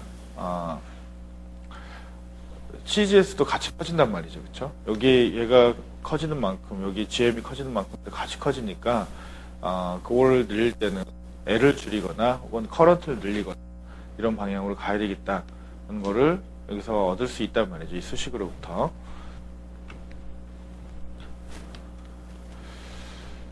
자, 그 다음에 이제 커먼 소스 증폭기 같은 경우에도 이런 형태로 표현할 수 있는데요. 역시 크게 보면은 입력으로부터 출력까지 가는 그 패스에 노드가 몇 개가 있느냐 보면은 X 노드가 있고 그다음에 여기 아웃풋 노드가 있죠. 그래서 여기 입력 쪽에서 보이는 저항과 그다음에 캡을 보면 되는데 저항은 RS가 보인다. 여기서 보이죠. 이쪽은 무한대 임피던스니까 RS가 결국은 이쪽에서 보이는 캡이 저항이 되겠고요. 캡은 뭐가 보이느냐? 캡은 여기 CGS 캡에다가 그쵸? 이제 여기서 좀 달라지는 부분이 아까 어제 공부했듯이 여기 CS 앰프인데 CS 앰프에 입력과 출력 사이에 CGD가 달려 있죠. CGD가 달려 있으니까 요 앰프의 개인배만큼 증폭이 돼서 요 입력단으로 이펙티브하게 보일 거라는 거죠. 그래서 1-AV였는데 AV가 -GMRD니까 1 플러스 GMRD 배만큼 CGD가 곱해져 가지고 그 입력적으로 보일 거다라는 게 뒷부분이죠. 그래서 요 캡과 요 캡이 이펙티브하게 입력적으로 보이는 그 두 개를 서로 합쳐주면 요만큼이 될 거란 말이죠. 그래서 요 자체는 작지만 GMRD가 작지 않으면 요걸 무시할 수 없을 정도가 되겠다라는 게 되죠. 만약에 여러분들이 요거를 놓고 계산을 하면 아마 뒤에 강의 자료 있나 빠졌나 제가 기억은 안 나는데요. 여기 요걸 놓고 그냥 소신호 등가를 놓고 계산하면 그 몇 페이지에 걸쳐서 풀어야 될 정도로 굉장히 복잡하단 말이죠. 폴을 구하기 위해서. 근데 이거를 잘라 가지고 입력적으로 하면 그냥 간단하게 폴 주파수를 구할 수 있다. 그리고 출력 쪽에서 보이는 폴은 어떻게 되겠죠? 보이는 폴은 저항은 역시 RD가 도미넌트하다 이게 작다라고 가정을 한 거예요. RD. 그 다음에 보이는 그 CGD는 아웃풋 쪽에서 보면 거의 그대로 보인댔죠. 밀러스 디어럼에서. 요게 앰프의 입력에서는 증폭돼서 보이지만 요거는 아웃풋에서 보면 그대로 거의 보일 거다. 그 다음에 드레인하고 바디 사이에 보이는 캐패시턴스들이 있다라는 거죠. 그래서 그 두 개가 정션 캡이 보이게 된다라는 거죠. 그래서 여기서 알 수 있는 거는 일단 인터널리 존재하는 그런 폴이 두 개가 존재한다. 근데 만약에 여기에 여러분들이 CL이 큰 게 달렸다. 로드 쪽에 CL이 큰 게 달리면 어떻게 되죠? 큰 게 달리면 요게 CGD하고 CDB 이건 내부적인 건데 여기다 플러스 CL이 되겠죠. 여기 패러럴 연결이니까. 그래서 그렇게 되면은 주파수 수성이 확 떨어지게 된단 말이죠. 그렇죠? 주파수 수성이 요게 얘가 이 두 개 사이에 어떤 게 큰지 작은지는 모르겠지만 확률적으로 지금 놓고만 보면 얘가 조금 더 그 작겠죠. 분모항이 좀 더 클 확률이 RS에 따라 다르지만 요 캡 부분만 놓고 보면 얘가 더 작을 수 있는데 만약에 여기다 CL을 큰 걸 다르면 플러스 CL이 여기 되면서 순서가 역전된단 말이죠. 이번에는 이제 아웃풋 쪽에서 보이는 폴이 인풋 쪽에서 보이는 폴보다 작아지면서 그 부분이 전체 동작 속도를 결정하는 그런 부분이 된다는 거죠. 그래서 그거는 상황마다 다르다. 그래서 설계하는 설계자들은 어느 폴이 도미넌트 폴인지 가장 작은 폴을 충분히 작은 폴을 도미넌트 폴이라고 하는데 어떤 폴이 도미넌트 폴인지를 파악을 해서 그거를 향상시키는 방향으로 가야 되겠다는 거죠. 그래서 아까 이제 이 부분인데 이거는 계산을 해보면 뭐 이걸 놓고 계산하면 이런 식으로 나온단 말이죠. 그래서 열심히 계산해가지고 딱 구해가지고 값을 보면 이렇게 나온단 말이죠. 여기로부터 근을 구해가지고 그렇죠? 근을 구해가지고 구하면은 되는데 이걸 S에 대한 식으로 나타낸 다음에 S에 대한 2차식이니까 그걸 가지고 근을 구해가지고 풀면 이렇게 되는데 앞에 본 식과 비교해 볼 때 큰 차이가 없단 말이죠. 오차가 생기는데 그 오차 생기는 부분은 어차피 손으로 계산하는 거는 감을 익히기 위한 거기 때문에 그 시뮬레이터를 통해서 정확한 계산을 해야 된단 말이죠. 이거는 이 부분은 이제 그 사람이 할 짓이 못 되죠. 이 컴퓨터한테 시켜야 되는 이런 계산이죠. 컴퓨터가 하는 거는 모든 거를 KCL, KVL을 이용해 가지고 노드가 몇 개든지 간에 그 이퀘이션을 푸는 게 그게 시뮬레이터예요. 그 H스파이스나 스펙터나 하는 역할들이 그런 역할들이죠. 그렇죠? 그래서 뭐 손으로 계산해 보면 이렇게 된다. 근데 결국 결론은 오차가 별로 크지 않다라는 거죠. 자, 그 다음에 조금 이따 다시 나올 텐데 여기서 좀 골치 아픈 제로가 하나가 있어요. 골치 아픈 제로가 뭐냐? 일단 제로라고 하는 부분이 있는데 제로는 여기 부분인데요. 여기 그 폴이라고 하는 거는 분모에 있는 분모를 0으로 하게 만드는 그 값들을 폴이라고 하죠. 그래서 여기 디노미네이터인데 여기 분모를 정리한 건데 디노미네이터를 보면은 이게 이퀄 0으로 되게 하는 근이 오메가 P1, 마이너스 오메가 P1, 마이너스 오메가 P2가 되죠. 이걸 폴이라고 얘기하는데 제로는 분자를 0으로 하게 하는 거죠. 그래서 딱 제로가 된다는 의미는 입력대 출력의 값을 봤을 때 특정 주파수가 되면 출력이 딱 0으로 간다. 그라운드로 간다라는 걸 의미하죠. 그렇죠? 그래서 여기서 보면은 S가 CGD분의 GM의 값에서 고주파수에서는 입력을 아무리 인가를 하더라도 그거랑 무관하게 출력이 그냥 0으로 나온다라는 거죠. 그런 포인트가 제로가 되는데 이 제로가 이게 좋은 제로가 있고 나쁜 제로가 있는데 이 제로는 나쁜 제로라는 거죠. 그래서 어떤 측면에서 나쁘냐? 스테빌리티 측면에서 나쁜 제로라는 거죠.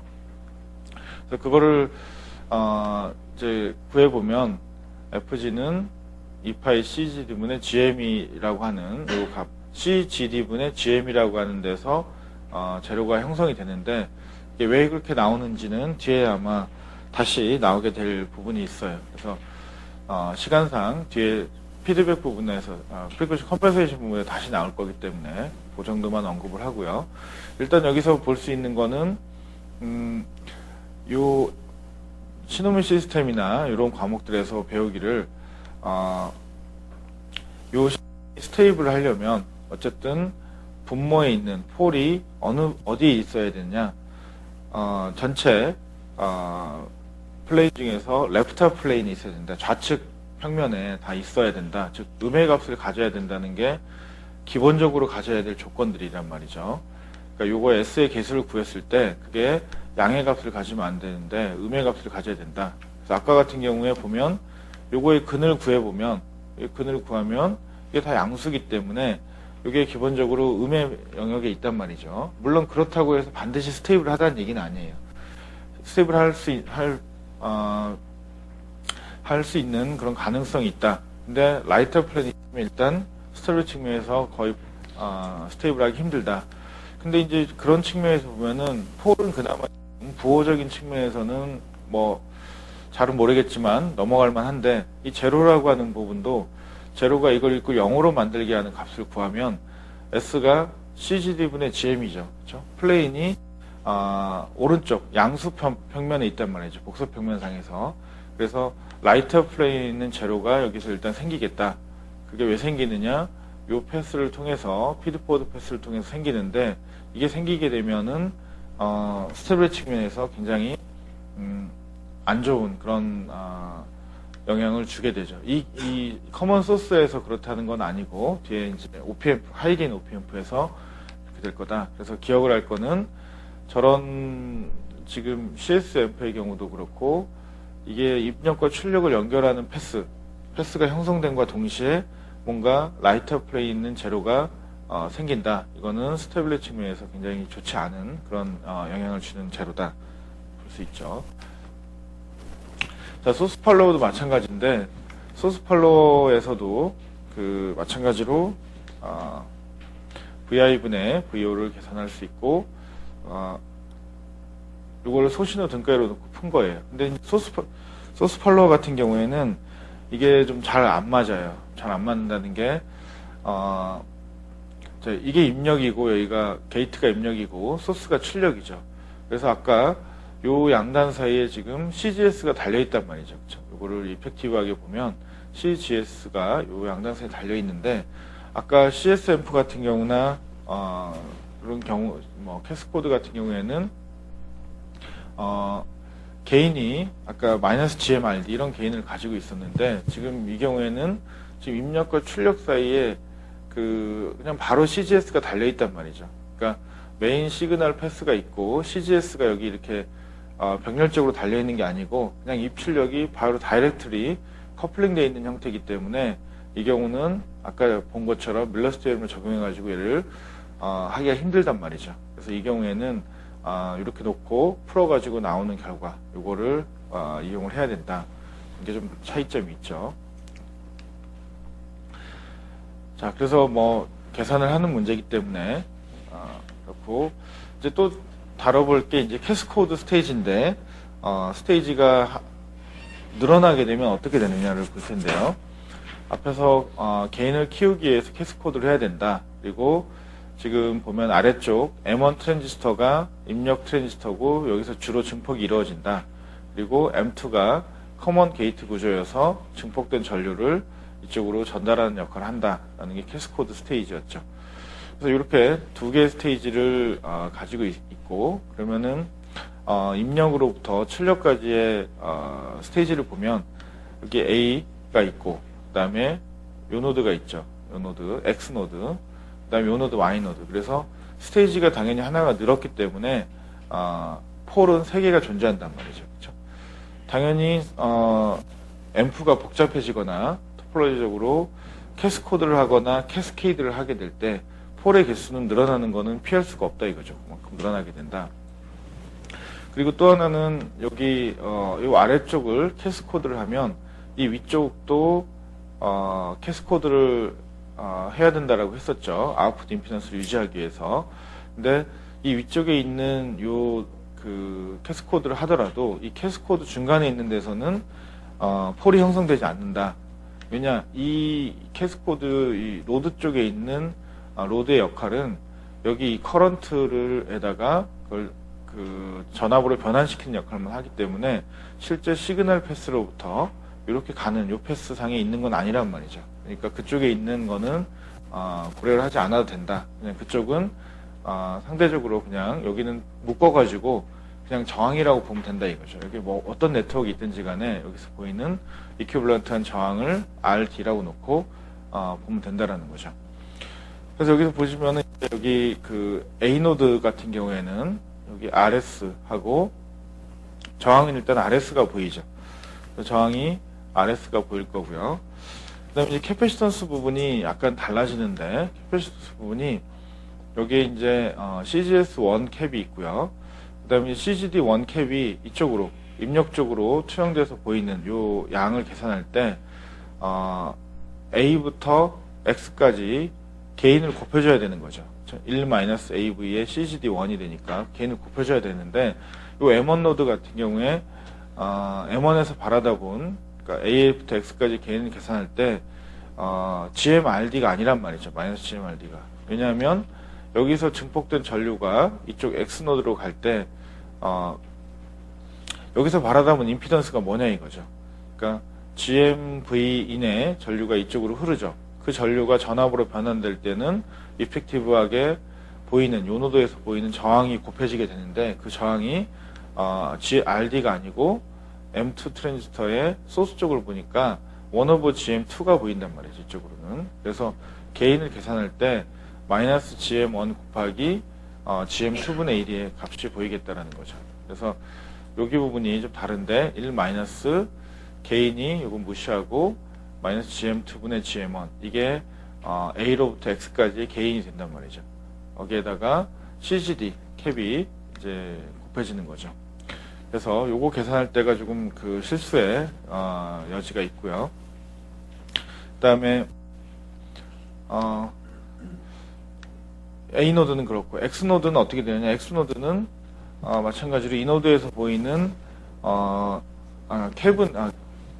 캡은 방금 전에 봤었죠. 여기 이제 정션 캡도 당연히 여기 더해줘야 되겠죠. 여기 그러니까 X 노드에서 볼 때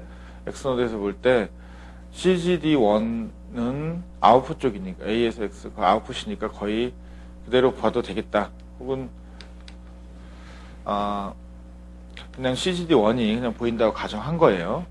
그 다음에 또 여기 보이는 정션 캡들이 보이고 또 하나는 CGS2 캡이 보이죠. 여기가 버추얼리 일시적으로 그라운드죠. 그쵸? 그라운드니까 X노드에서 CGS2 그래서 요거 어쨌든 회로에서 뭔가 노드에 많이 연결되어 있는 특히 이렇게 중간에 뭐가 돼 있다든지 혹은 여기서 뭔가 하나 브랜치가 따고 있어요. 그런 경우에는 그림에서 볼 수 있듯이 캡이 여기 굉장히 많이 보이게 된다. 상대적으로 캡이 상대적으로 많이 보이면 어떻게 된다?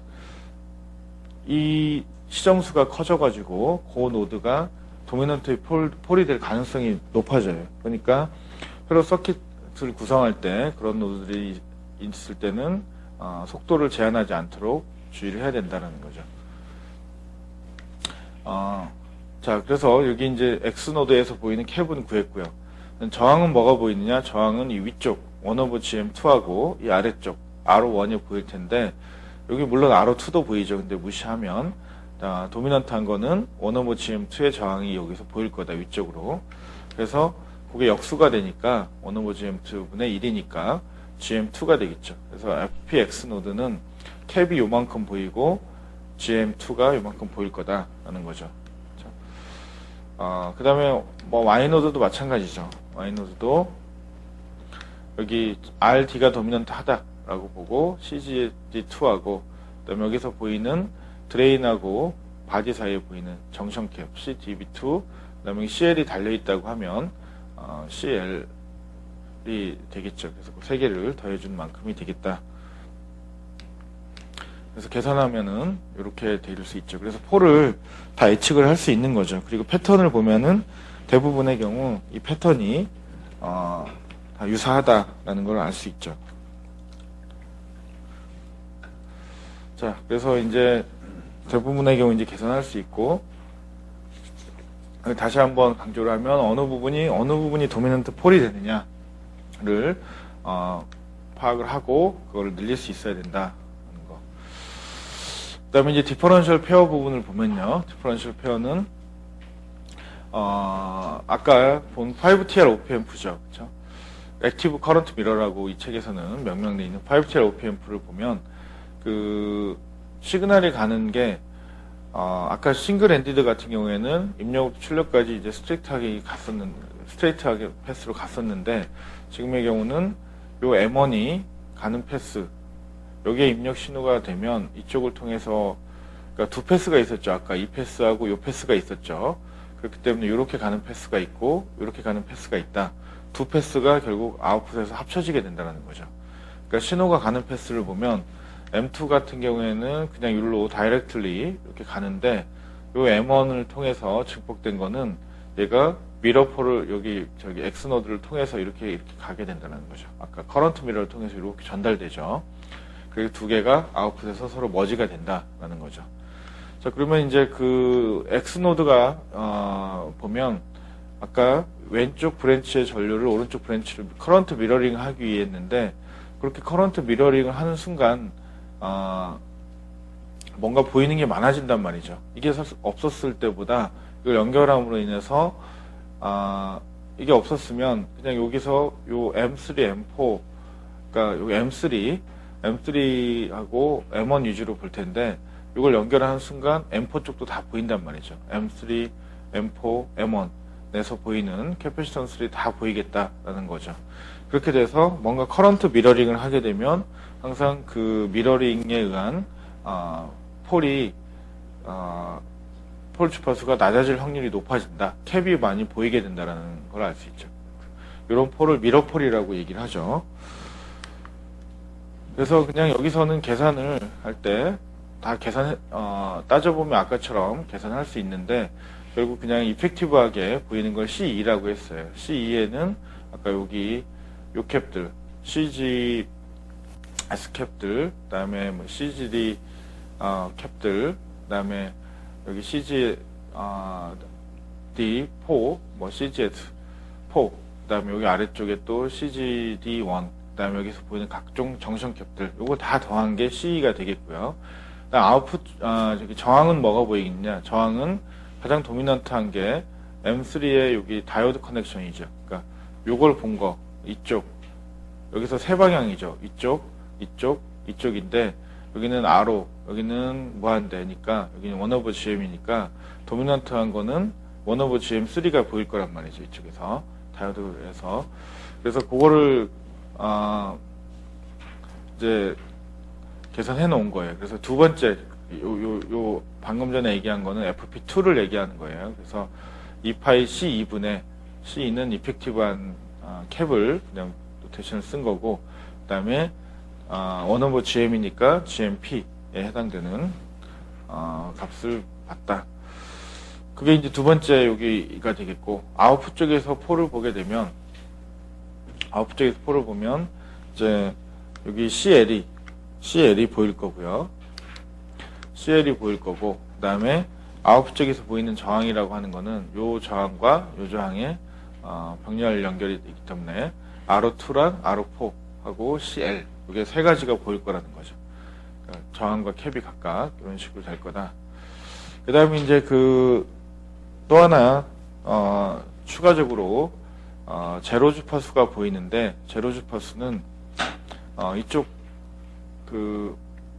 출력이 0으로 되게 하는 주파수인데 그거는 요 패스를 책에서는 이제 슬로우 패스라고 명명해놨는데요. 슬로우 패스, 패스트 패스 두 개를 서로 더해 보면 그러면은 또 하나의 제로가 형성이 되는데 그 제로의 위치가 두 번째 폴의 두 번째에 해당되는 위치에 있다. 그래서 이거는 계산을 나중에 해보도록 하고요. 그래서 지금 보면은 내부적으로 폴 두 개, 그다음에 제로 한 개가 형성이 되는 게 5TR OPM프다. 그 중에 특이한 점은 요 미러폴이 상당히 낮을 수 있는 가능성이 있다. 주파수를 제한할 수 있는 가능성이 있다. 또 CL이 만약에 굉장히 크다고 하면 요게 좌우할 거고요. CL이 상대적으로 크지 않다라고 하면 있는 이 미러폴이 또 좌우를 하겠죠. 자, 그래서 이제 주파수 응답 특성 부분을 봤는데요. 여기에 앞에서 봤던 부분이랑 겹치는 부분이에요, 사실. 근데 요거는 이제 그 알렌 교재에서 발췌한 거기 때문에 내용이 겹쳐요. 이걸 밀러스 디어럼을 이용해서 이렇게 정리할 수 있다는데, 여기서 용어를 정의할 때 도미넌트 폴이라는 용어를 아까 제가 썼었는데, 도미넌트 폴이나 세컨더리 폴, 이거는 뭐냐? 도미넌트 폴은 말 그대로 그 전체를 좌우하는 폴이죠. 그러니까 도미넌트 폴의 정의는 여러 가지가 있는데, 어떤 전체 폴이 10개가 있다. 10개가 있다고 할 때, 그 폴 중에 하나의 폴이 다른 하나의 폴보다 월등히 작으면, 그쵸? 그 폴을 도미넌트 폴이라고 하죠. 그럼 월등히 기준이 뭐냐? 기준은 뭐 책마다 좀씩 노테이션 다른데 어떤 책에서는 뭐 10분의 1. 가장 생각하기 편하죠. 10분의 1 이하면, 혹은 어떤 책은 4분의 1. 뭐 이렇게 조금씩 달라요. 적어도 한 몇 배 이상은 작다. 비슷비슷해서 뭐 한 1.5배 이게 아니고 적어도 4배 혹은 10배 정도 이하로 작으면 그 폴을 도미넌트 폴이라고 하죠. 그리고 요게 전체 동작들을 결정한단 말이죠. 우리 어디죠? 고속버스 타고 갈 때 항상 보면은 휴게소에서 쉬죠. 그렇죠? 고속버스 탈 때 휴게소에서 쉬는데 이제 15분 쉬라고 하죠, 대부분. 근데 꼭 15분 지나도 안 오는 사람들이 있죠. 그렇죠? 남들 다 앉아 있는데 한 명이 안 와요. 한 명이 안 오면 출발 못 하죠. 그렇죠? 마찬가지. 그 사람이 전체 시간을 다 좌우를 하는데 여기서도 마찬가지. 이 도미넌트 폴이 나머지가 아무리 폴 주파수가 높더라도 속도가 빠르더라도 요 하나의 폴이 확 낮다. 그러면은 이게 전체 속도를 다 좌우를 한다라는 거가 되겠죠. 그렇죠? 자, 그 다음에 이제 아까 이 회로에서 이 부분 얘기했던 부분인데, 자, 여기 입력이 있고 출력이 있을 때 입력과 출력 사이에 그 CCD가 어떤 역할을 하게 되냐라고 보면 이 부분만 다시 한번 봤는데요.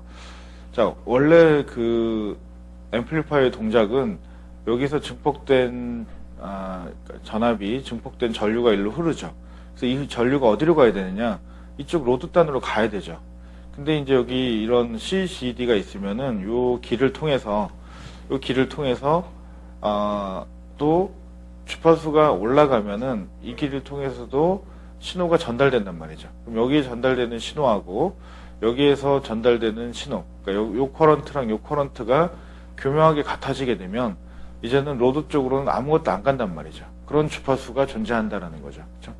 그래서 그거를 계산해 본 게 그 제로를 계산한 거예요. 그래서 앞에 있는 거를 다시 그린 건데, 원래 메인 패스라고 하는 거는 GM1 V2의 전류가 이렇게 흐르는 거고, 그 다음에 그 새끼를 통해서 요 길을 CGS1이라고 하는 길을 통해서 전류가 흐른다. 원래 원하던 바는 아니지만 딱 그게 두 개가 서로 같아지게 되면 그러면 그걸 계산하면 요게 커런트는 그 SCV죠. 양단 사이의 전압과 임피던스 관계에 의해서 캐패시턴스를 통한 소신호 커런트는 SC에다가 V를 곱한 건데, 그 V가 V 아웃이 0이 될 때에 0이 되는 순간에 그 값을 계산한 거니까 여기를 0이라고 놓고 이쪽으로 흐르는 커런트를 계산하면 SCGS V인이 될 테고, 요 전류는 GM1 V인이니까 두 개가 서로 같을 때를 계산하면 요 값이 나오죠. 그래서 아까 봤듯이 요 제로는 어떤 제로냐? 라이트 플레인 전체 복소평면상에서 시그마 J 오메가에서 여기에 있단 말이죠. 여기 라이트 플레인은 제로다. 그래서 이제 바로 뒷페이지에 나오겠지만 마치 이게 제로의 형태를 띠고 있지만 매그니튜드는 제로처럼 움직인단 말이죠. 근데 위상은 폴처럼 움직이는 이상한 형태를 띠게 된단 말이죠. 그래서 제로는 일단 기본적으로 스테빌리티를 향상시키는 방향 쪽으로 가는 게 일반적인데, 이 레프트 앞에 있는 제로는 이걸 라이트 앞에 있는 제로를 넣게 되면, 그러면 위상 특성이 마치 폴처럼 움직이니까 위상 특성을 더 나쁘게 하고 매그니튜드 또 제로체로 움직이는 이런 형태가 된다. 그래서 이거가 문제를 일으키는 경우가 많다. 자, 그래서 이제 그 뒤에 우리가 프리퀀시 스테빌리티를 봐야 되는데, 그걸 볼 때 보는 가장 확실한 수단이, 그러니까 가장 많이 보는 방법이 이 보데플랫이란 말이죠. 그렇죠? 보데플랫. 이렇게 이제 여기다가 루트를 그러니까 제어공학이나 이런 부분에서 이렇게 루트를 여기다, 근을 여기다 표현하는 방법이 있죠. 근을 직접 표현을 해서, 아까 보면은 폴이 두 개고 제로가 하나 있는데, 그 폴 두 개는 여기 SP1과 SP2 이쪽에 음의 레프트 플레인에 위치해 있죠. 그래서 폴은 표시할 때 이제 X로 표시하죠. X로 표시하고, 제로는 동그라미로 표시하죠. 이게 약속이죠. 근데 라이트 플레인에 있는 여기 제로가 있다. 이런 모양이 이제 근을 직접 표현을 하는 방법이 있고, 그 근의 궤적을 따라서 움직이는 걸 루트 로커스 방법이라고 하죠. 근데 이제 우리 회로 쪽에서는 루트 로커스 방법보다는 보데플랫을 조금 더 많이 쓴단 말이죠. 왜 많이 쓰느냐? 루트 로커스는 어떤 직관을 잘 주지 못해요. 상대적으로. 근데 보데플랫은 상대적으로 직관을 더 줄 수 있단 말이죠. 우리한테 회로가 어떤 식으로 동작한다는 직관을 줄 수 있다. 그래서 보데플랫을 많이 쓰는데, 여러분들이 보데플랫을 직접 그릴 일은 사실 별로 없어요. 근데 보데플랫을 해석은 할 줄 알아야 된단 말이죠. 왜냐면 시뮬레이터들이 표현해주는 게 보데플랫이기 때문에 그런 거죠. 그래서 뒤에 제가 이게 잘 나와 있는 책이 없어요. 그래서 제가 따로 자료를 정리를 한 게 그 다음에 있는 내용인데요. 자, 여기서 볼 때 여러분들이 생각할 때, 아까 보면은 이게 S제곱, 예를 들어서 VI분의 VO S제곱 플러스 무슨 4S 플러스 3 이렇게 되죠. 그렇죠? 이건 너무 쉬운데 이렇게 됐죠. 이런 근을 만약에 구하게 되면, 이 근을 구하면은 S 대신에 그냥 이걸 근을 직접 구해가지고 플랫한 게 아까 루트를 표현한 거죠. 그러면 예를 들어서 이 근은 아니죠. 1 플러스 3J 혹은 1 마이너스 3J 이런 식으로 근이 나오겠죠. 이 근을 직접 표현을 한 게 이제 방금 전에, 그리고 그게 이제 주파수에 대해서 어떻게 움직이는지를 이제 본 거고요. 근데 그렇게 표현을 하게 되면 이거를 여기다가 1과 1 플러스 3 이렇게 표현했어요.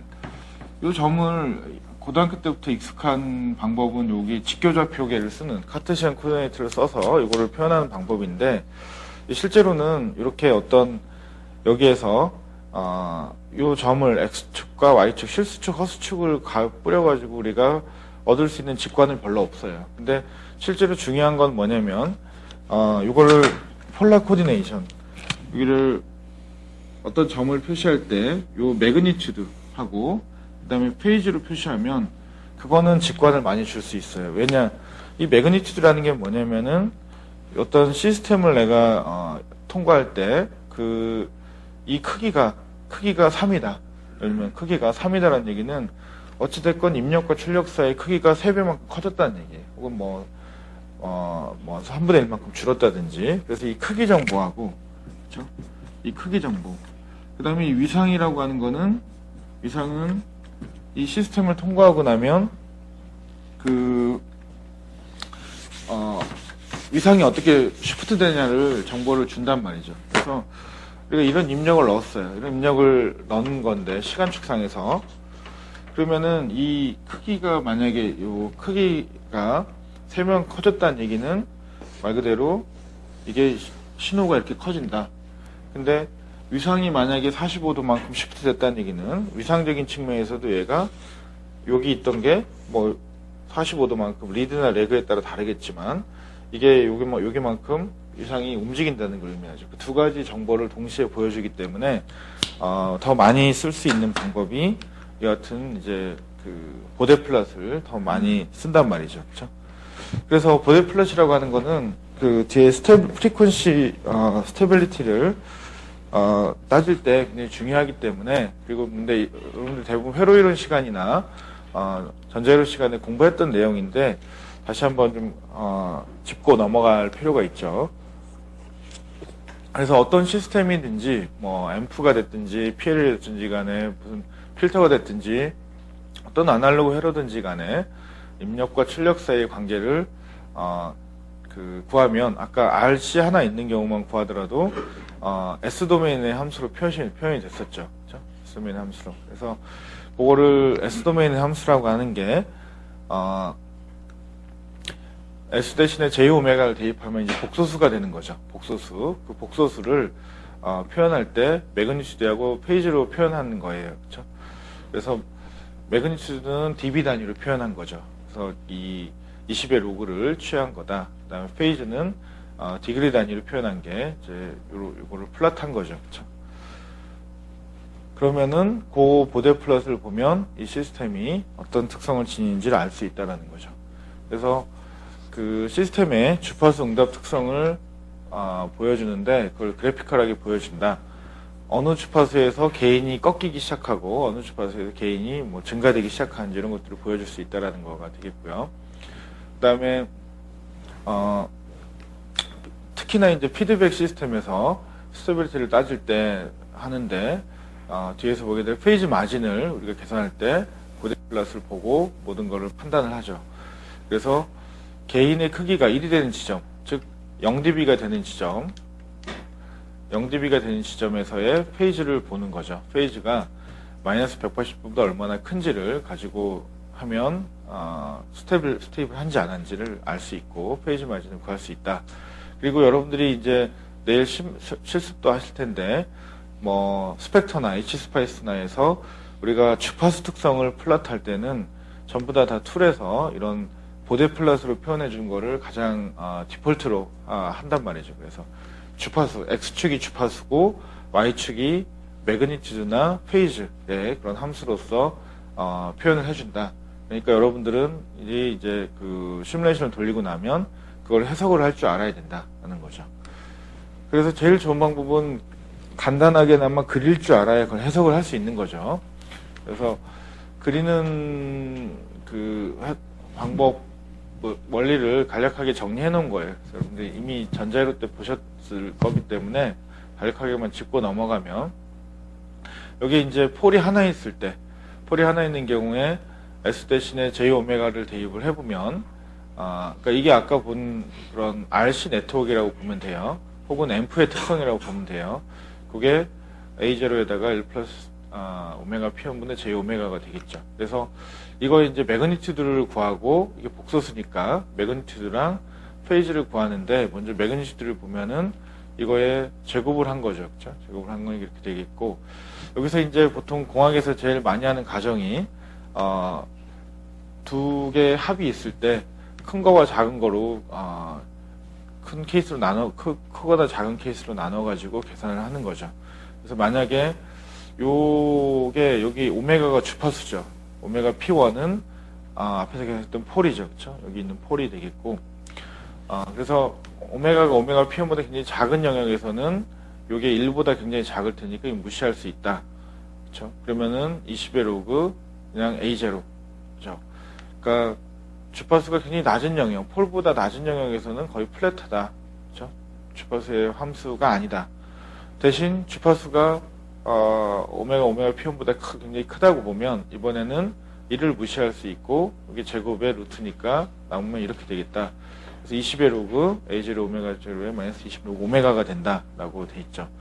그래서 폴이 하나 존재하면은 이제는 여기 20의 로그 A0부터 20dB로 감소하는 그런 기울기를 가진다. 즉 개인이 폴을 지나는 순간부터 감소를 한다. 그 기울기는 마이너스 20dB per decade다 라고 알 수가 있죠. 그래서 매그니튜드 리스판스는 이와 같고요. 그걸 갖다 그려보면은 폴 하나 존재하는 때 이렇게 여기서 존재했다가 다시 떨어진다. 20dB. 퍼 데케이드로 떨어진다라는 것을 알 수 있고요.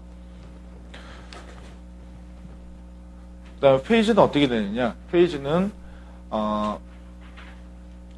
역시 마찬가지로 이거의 페이지를 계산해 보면은 A0 나누기 1 플러스 J 오메가 나누기 오메가 P1이 돼서 이거의 페이지를 구하면은 분자의 페이지에서 분모의 페이지를 빼는 거니까 분자의 페이지는 A0 상수니까 0이고 여기 DC 게인이죠. 그리고 요만큼이 되겠다. 그럼 요거의 페이지는 복소수에서 계산하면 요게 1이고 오메가 P1 오메가니까 세타를 계산하면 아크탄젠트가 되겠죠. 아크탄젠트. 탄젠트 세타가 요 값이니까 1분의 오메가 P1 오메가니까 아크탄젠트가 되겠다. 요 값에 요건 0이고 그러면은 마이너스 아크탄젠트 오메가 나누면 P1이 되죠. 그래서 그 오메가가 0인 경우는 탄젠트 0인 경우니까 여기는 0도가 될 테고 오메가 P1이 되면은 요게 1이 될 테니까 탄젠트 45도가 1이죠. 그러니까 여기는 아크탄젠트니까 마이너스 45도. 그다음에 오메가가 굉장히 크면 마이너스 90도가 된단 말이죠. 그래서 폴 하나가 기여하는 위상 쉬프트 되는 거는 마이너스 쪽으로 위상을 쉬프트 시키는데 최대 마이너스 90도까지 쉬프트 시킬 수 있고 딱 그 위치에서 마이너스 45도 출발점에서 0도다라는 거죠. 그렇죠? 그래서 이거를 그려보게 되면 이 그림이 약간 좀 잘못됐는데 이거를 이런 식으로 감수해야 되는데 여기서 마이너스 45도고요. 0도가 되고 0도부터 출발해서 이렇게 돼서 마이너스 90도까지 떨어진다라는 것을 표현한 거고요. 그래서 대략적으로 폴 주파수를 중심으로 해서 10분의 1부터 떨어지기 시작해요. 10분의 1부터 감소했다가 그 다음에 떨어졌다가 다시 10배 정도 되면 거의 마이너스 90도까지 도달해요. 그래서 10분의 1과 10배를 기준으로 삼아서 그게 폴이 영향을 미치는 그런 영역이다라고 볼 수 있죠. 그래서 이 부분이 이제 그릴 수 있어야 되는 그런 부분이 되겠고요. 자, 폴이 그러면 두 개가 있으면 어떻게 되느냐? 폴이 두 개 있으면은 첫 번째 폴과 두 번째 폴을 그리고요. 그럼 첫 번째 폴을 지나면은 기울기는 마이너스 20dB를 떨어지고 두 번째 폴을 지나면 마이너스 40dB를 떨어지죠. 그래서 아까 제가 여기다 표기했듯이 폴이 만약에 10개가 있다고 하더라도 10개 있다고 하더라도 결국에 이 뒤쪽에 많은 10개보다는 전체 여기 지나면 일단 게인은 떨어지기 시작하니까 이 부분까지가 우리가 원하는 게인을 가지고 쓸 수 있는 부분이다 라고 표현할 수 있죠. 그래서 그게 밴디스가 되는 거죠. 자, 이런 특성들을 지니고 있다라는 거. 페이지는 어떻게 되느냐? 페이지는 여기가 0도부터 출발해 가지고 마이너스 45도 마이너스 90도까지 되죠. 여기도 마찬가지로 이런 식으로 돼야 되겠죠. 그 다음에 첫 번째 폴이 여기 있었으면 첫 번째 폴의 영향에 의해서 얘가 마이너스 90도만큼 갔으면 두 번째 폴의 영향에 의해서 그 마이너스 90도부터 출발을 해가지고 다시 된단 말이죠. 물론 이게 얼마나 가까운지에 따라서 달라지지만 어쨌든 멀다고 하면 출발하는 포인트가 첫 번째 폴이 충분히 마이너스 90도까지 이상이 내려온 상태에서 두 번째 폴에 의해서 다시 시작해가지고 이런 식으로 갈 거다라는 거죠. 폴이 3개가 되면 마이너스 270도까지 가는데 스테빌리티 기준으로 삼는 거는 마이너스 180도라는 거죠. 그러니까 이게 점점점 많아지면은 이게 폴이 많아지면은 잘은 모르겠지만 위상이 급격하게 감소될 거고 위상이 급격하게 감소되면은 뭔가 언스테이블할 가능성이 높아진다는 거를 알 수가 있죠. 그리고 제로는 어떠느냐? 제로는 반대죠. 그렇죠? 제로는 페이즈 매그니스 측면에서는 이게 분모가 아니고 분자니까 요 부호만 다르단 말이죠. 그래서 제로보다 낮은 주파수에서는 이게 일정하고 제로보다 높아지면은 이게 음수가 아니고 양수니까 이게 증가되는 그래프를 지니게 된단 말이죠. 그래서 그걸 그려보게 되면 오메가 G1 밑에서는 일정하다가 제로를 지나면은 얘가 증가되는 기울기를 가지게 된다는 것을 알 수가 있죠. 페이지 측면에서는 어떻느냐? 페이지 측면에서는 폴과 동일한데 부호만 다르다. 그래서 여기가 마이너스가 아니고 이제 플러스가 된단 말이죠. 플러스가 돼서 다 동일하죠. 부호만 다르다. 그래서 여기도 마찬가지로 제로 위치에서는 플러스 45도가 되고요. 그 다음에 플러스 90도까지 가고 0도부터 출발해서 여기도 그림이 이렇게 돼야 되는 거죠. 그래서 이렇게 10분의 1부터까지는 0이었다가 여기서부터 올라갔다가 10배가 되면 90도로 되는 이런 그래프를 가지죠. 그리고 아까 제가 마이너스 180도를 기준으로 삼는다고 했는데 마이너스 180도보다 폴이 있으면은 계속해서 페이지가 감소되는 방향인데 제로가 있으면은 페이지를 그 마이너스 180도로부터 다시 끌어올려주는 역할을 하는 거죠. 그러니까 제로를 넣어줘야 어쨌든 잘 활용을 해줘야 이게 그런 스테빌리티를 만족할 수 있겠다라는 걸 할 수 있죠.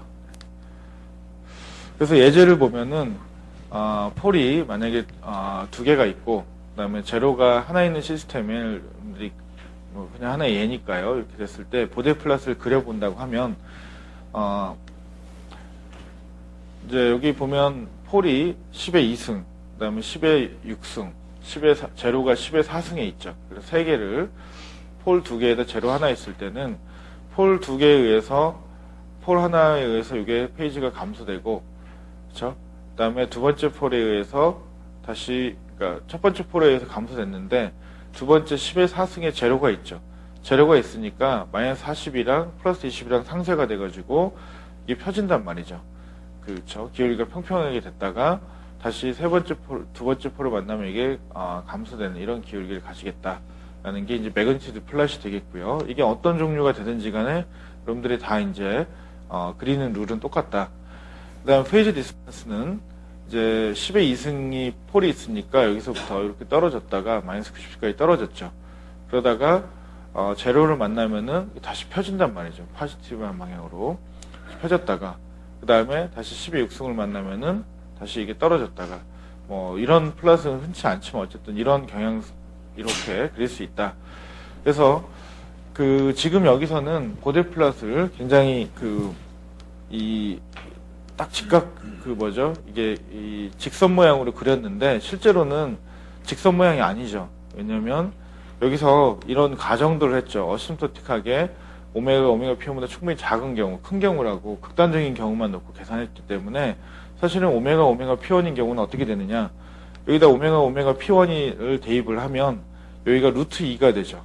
루트 2가 되면 20의 로그 루트 2면은 3dB죠. 그쵸?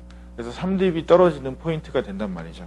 그래서 실제로는 요게 이렇게 딱 유지되다 떨어지는 게 아니고 요 주파수에서 요게 이런 식으로 떨어지는, 그렇죠? 그리고 여기에서는 전자구간이 제일 많이 나오는 3dB 떨어지는 3dB 포인트가 여기가 된단 말이죠. 그래서 이런 식으로 떨어지게 된다.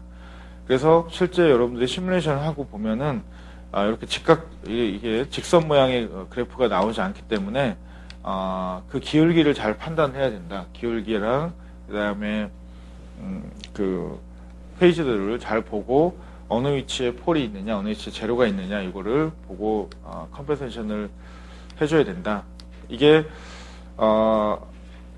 앰프를 이용한 피드백 에러에서도 그렇고, 그다음에 또 파워 IC에서도 결국은 피드백이기 때문에 전부 다 컴pen세이션을 굉장히 잘 해줘야 된단 말이죠. 그럼 LRF 다음 단에 컴pen세이션 네트워크를 구성한다든지 모든 회로에 다 적용될 수 있는 그런 방법이죠, 그렇죠? 자, 그래서 또 식사 시간 늦으면은 또 지금 줄이 길어지니까요. 식사 시간 됐으니까 점심 식사한 후에 1시부터 이제 나머지 부분을 보도록 하겠습니다.